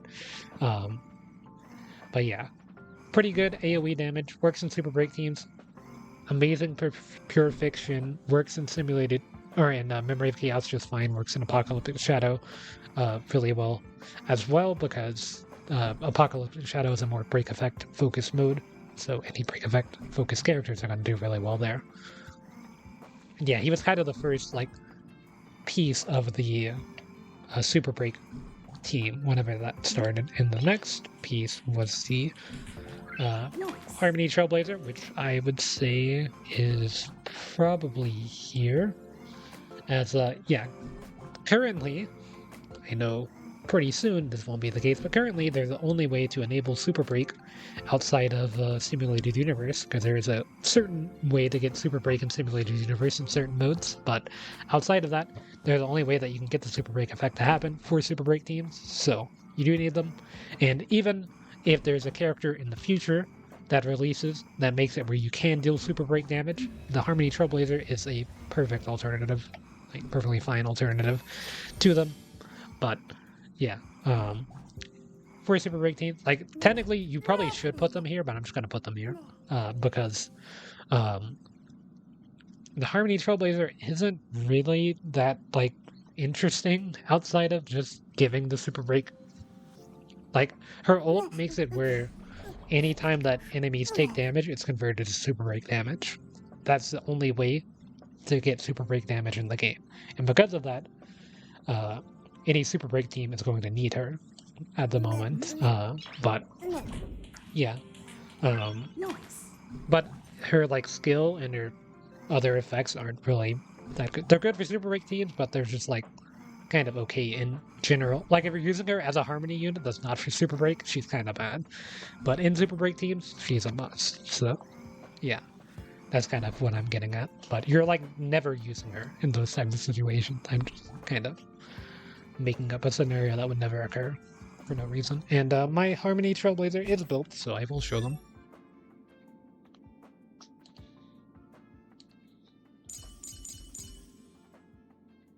There, that's the disruption one. So yeah, you kind of just need speed and break effect. So yeah, I have 200% break effect with just S1 memories as a pass. It would be more with S5, obviously.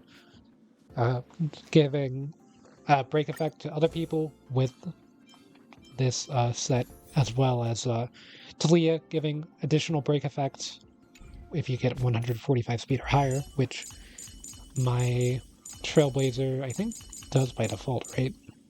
No, she's at 143 by default, but I run her with Ruan Mei, who gives a speed boost for free, so she gets to that breakpoint to be able to trigger that. So yeah, during combat, she's usually at like 400 to 500% break effect, depending on if I'm in like Simulated Universe or not.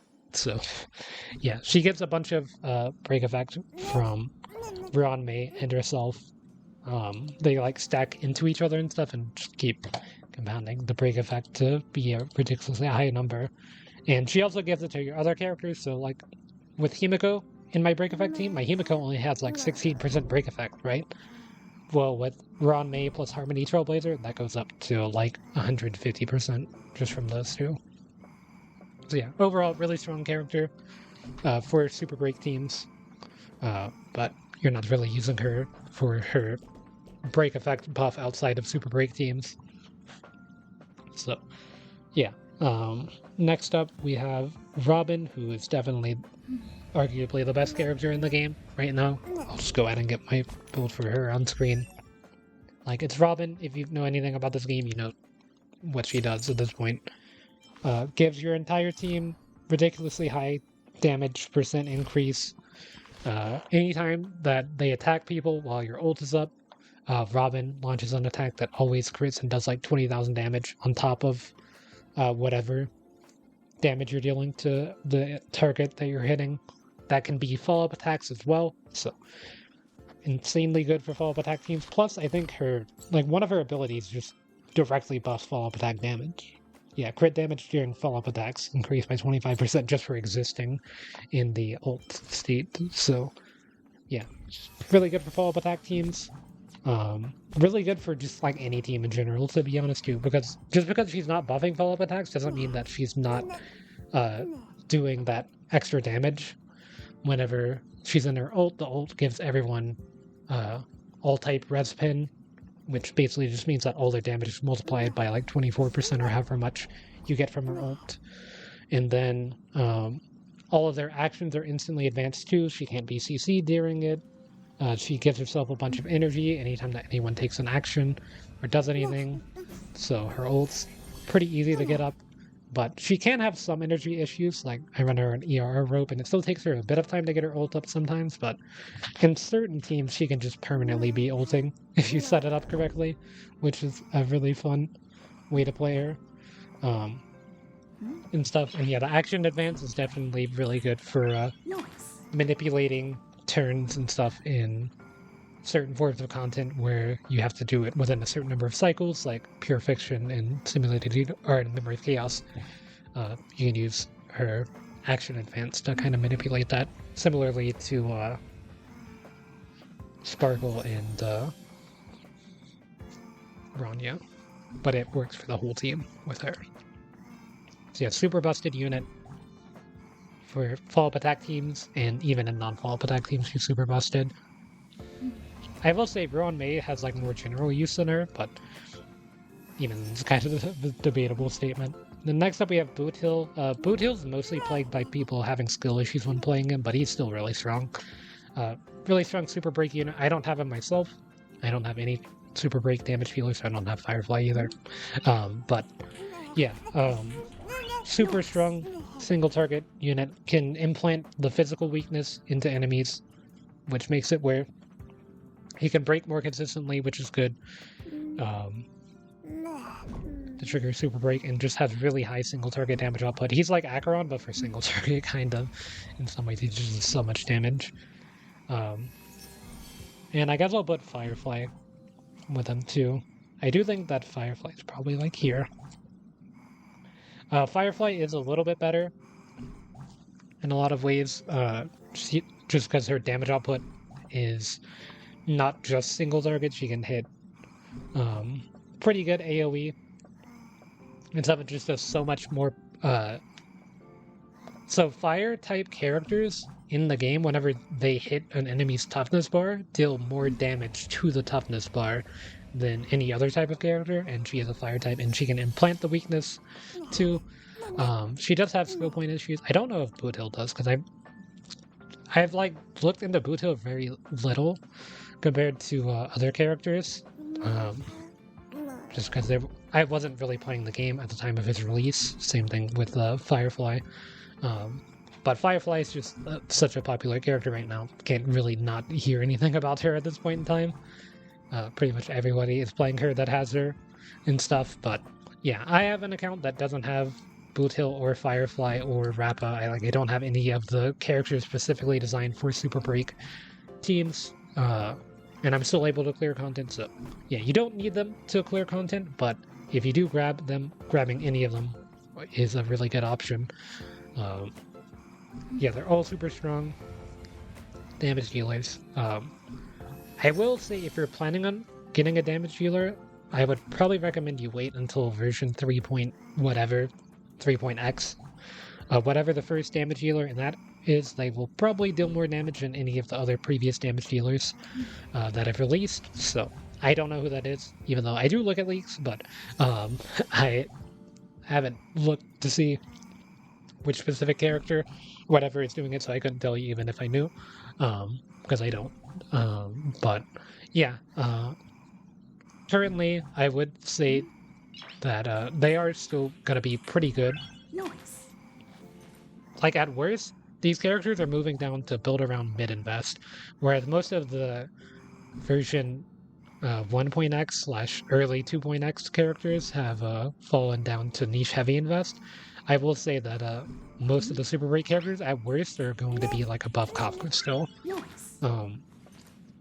Most likely in version 3.x, so I still think that they're very much worth grabbing. And grabbing Eidolons and signature light cones for them during their reruns, it's definitely not going to be a bad way to try to increase their usage. This is just rating them at E0.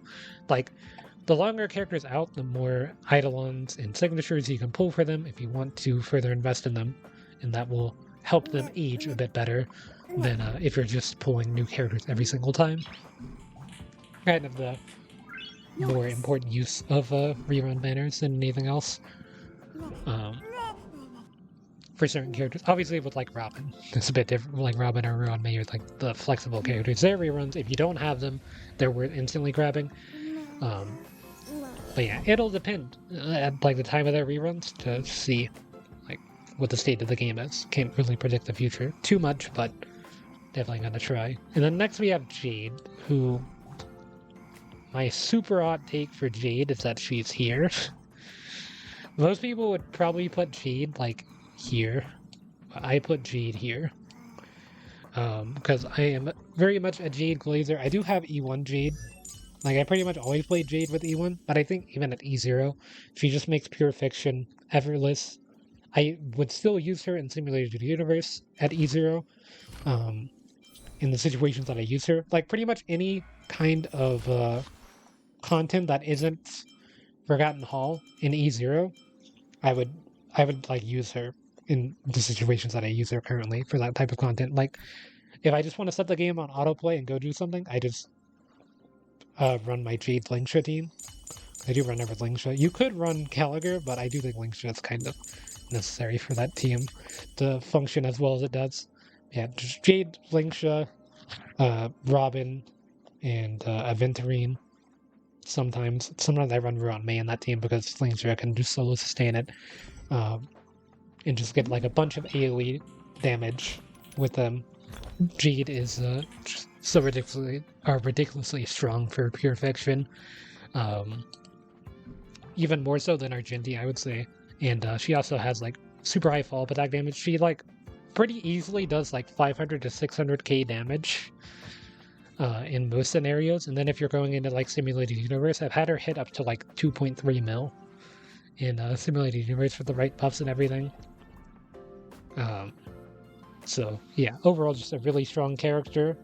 I would say probably going to end up being one of the more underrated characters as the game goes on, but I wouldn't say she's like a must pull. Like if you're pulling characters to specifically clear in-game modes, then like if I wanted to pull a character to clear Apocalyptic Shadow, I would pull any of the Super Break characters. If I wanted to pull a character to clear Pure Fiction, I would pull either Jade or Argenti for those specific modes. And then for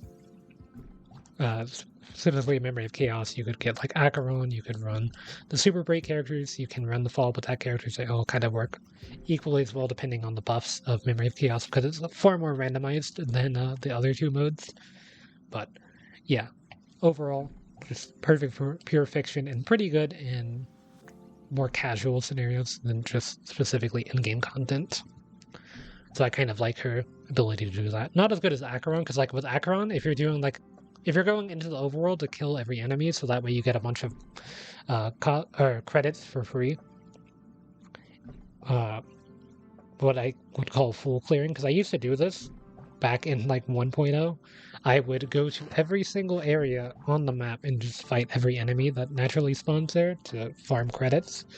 I don't really do that now because I still need credits sometimes, but at the moment I have like 5 million credits or something like that because I haven't had anything to use them on.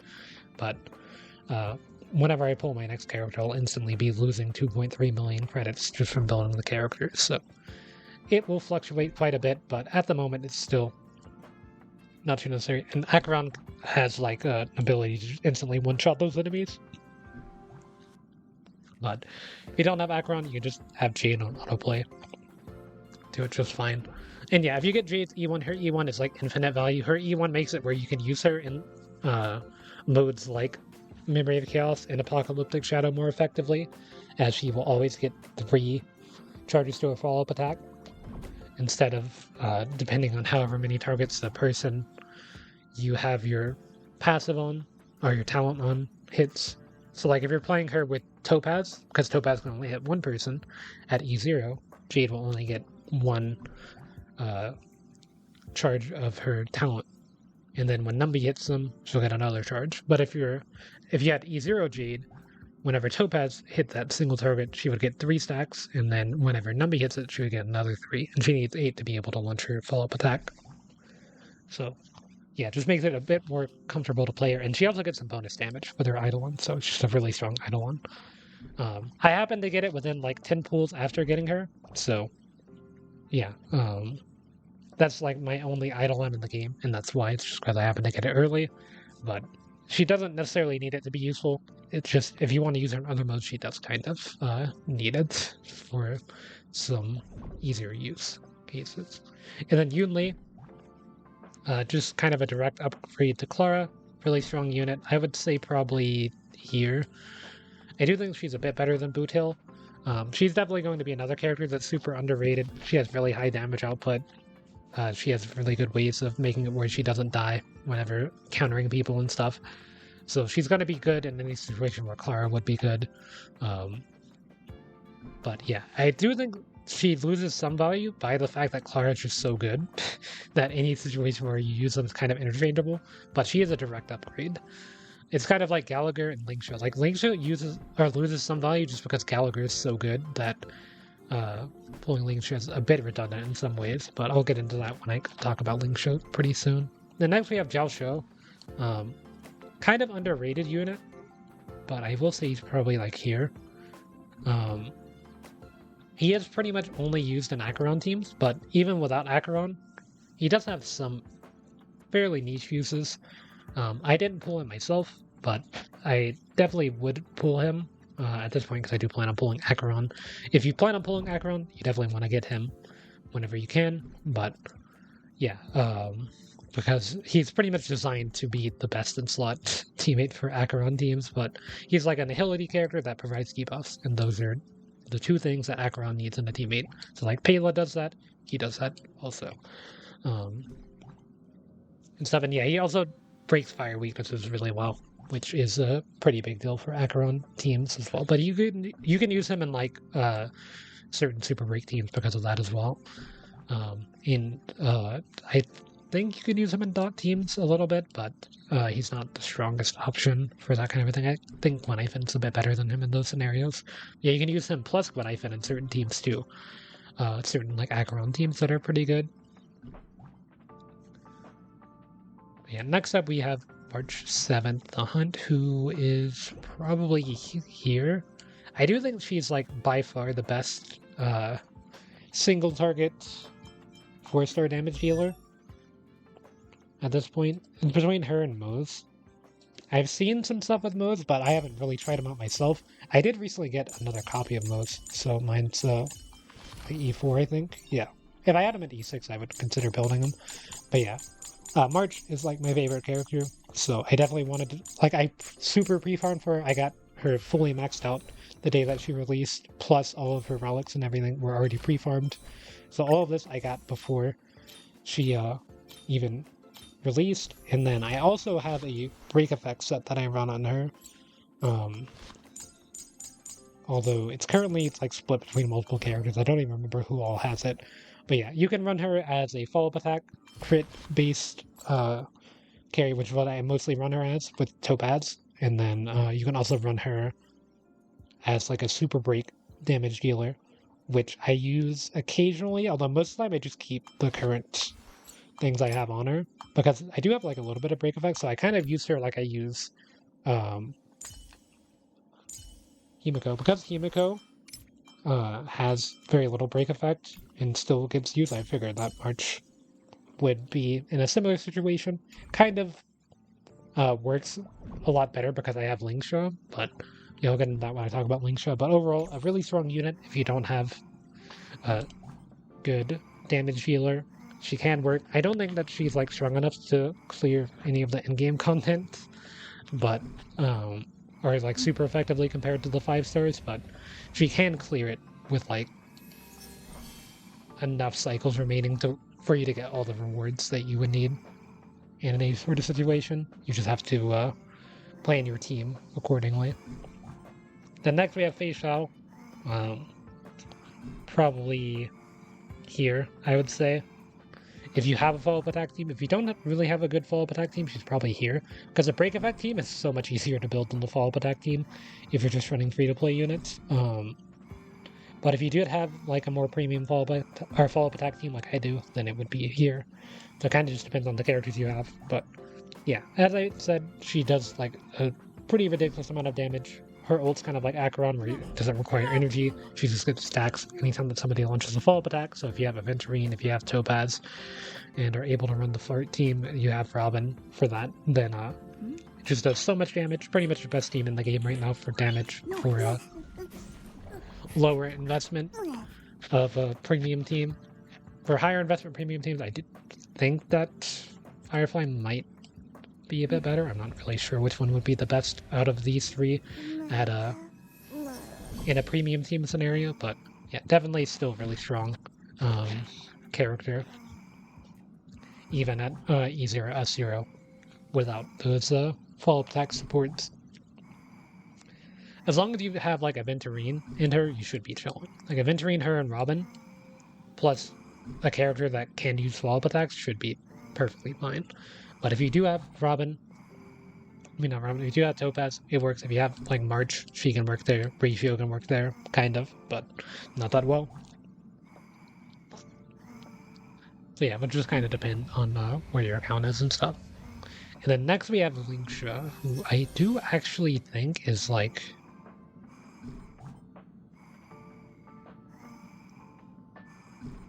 Lynx is probably here.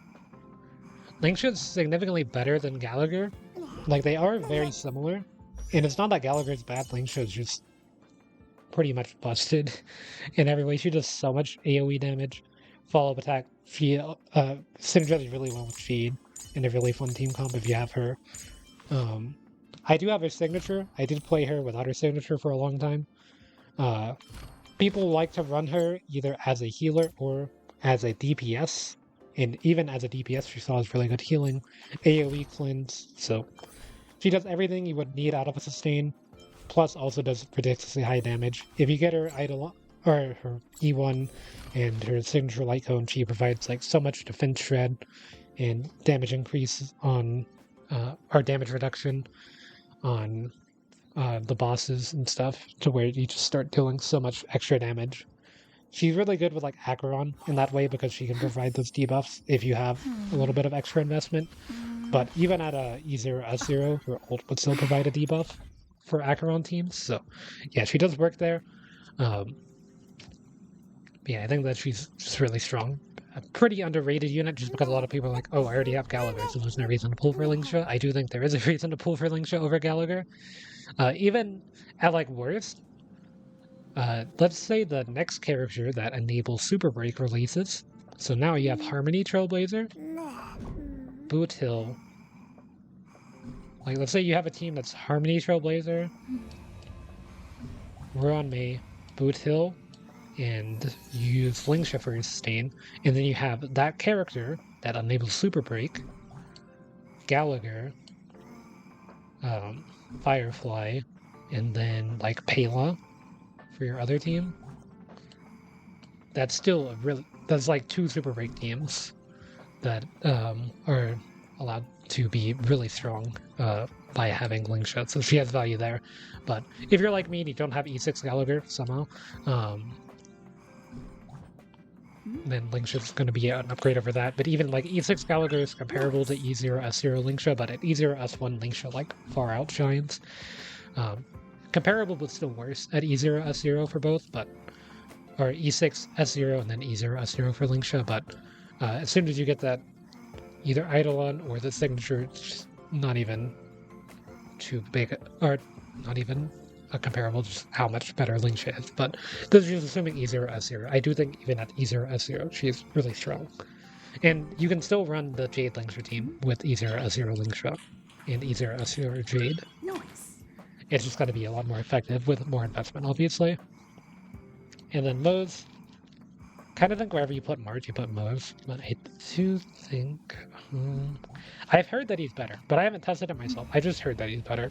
I can't really say much about Mose because I've literally never used him on anything, just because he's a 4-star hunt damage dealer that I didn't pre-farm for because I didn't even know he was existing until he did, kind of. I'd heard some things, but yeah, with March, like I pre-farmed for her and everything because she's one of my favorite characters with Mose. I don't really know too much. I can't say much, but I've heard that he's better with the right investment and stuff, and that he can output really good damage. But I haven't been able to confirm that for myself, so I'll just leave him here. I don't really have too much to add to him. And then lastly, we have Rappa, who is actually here, I would say. Probably. No, I'll give her this. So yeah, Rappa, the main issue people have with Rappa is that she doesn't provide a weakness implant on people, and she is a super break damage healer like every other super break damage healer, namely Firefly and Bootail, do provide that weakness implant. Rappa does not. But Rappa actually likes the fact that super break soon will have more diversity in types for breaking things, to be able to get that AoE break for more type coverage. So yeah, she's still really good in Pure Fiction. Like, she's the best in slot super break character for that game mode. She's still good in Apocalyptic Shadow, maybe not best in slot. Still good in Simulated Universe, or in Memory of Chaos, maybe not best in slot. There's an upcoming character that she's going to be like the best in slot with, of all the super great characters in my opinion. But yeah, still really strong. Definitely going to be a character that's underrated because a lot of people are skipping her just because there's so many characters releasing soon that are going to be or that were like super requested and wanted, and even characters that haven't been announced yet that people are waiting for. Yeah, overall, I think that that's probably a good place to put her. And I actually, looking at it, I don't think that there's really any changes that I would like to make. I do think that this did take longer, or was it a shorter amount of time than the last one? I kind of went into more detail. If you want like more detail on the characters that I kind of glossed over, because I discussed them in the previous one, I'll link the previous version of this list in the description. But yeah, that's kind of why I'm glossing over a lot of the characters. I discussed the ones that released since then a bit more in depth, but yeah, there's timestamps in the description of that one. There will be timestamps in the description of this video, whenever it comes on YouTube, of me discussing every character individually. But yeah, that's just my thoughts on the current roster. This isn't like... This is judging them as like characters, like should you pull, and if you do pull, should you like invest in them? Like if you happen to pull them, if you're like me and you just pull whenever you get a pull, and if you get a character pull, if you don't pull, for the most part. Although I do kind of plan a little bit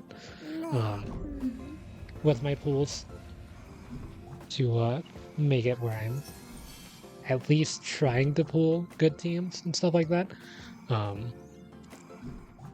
But yeah, if you're like me, you just pull characters to pull if you should build them. Because there's certain characters I've pulled, like, this is mostly a thing in Genshin. Like, in Genshin, I pulled Cyno, and I've, like, never used Cyno.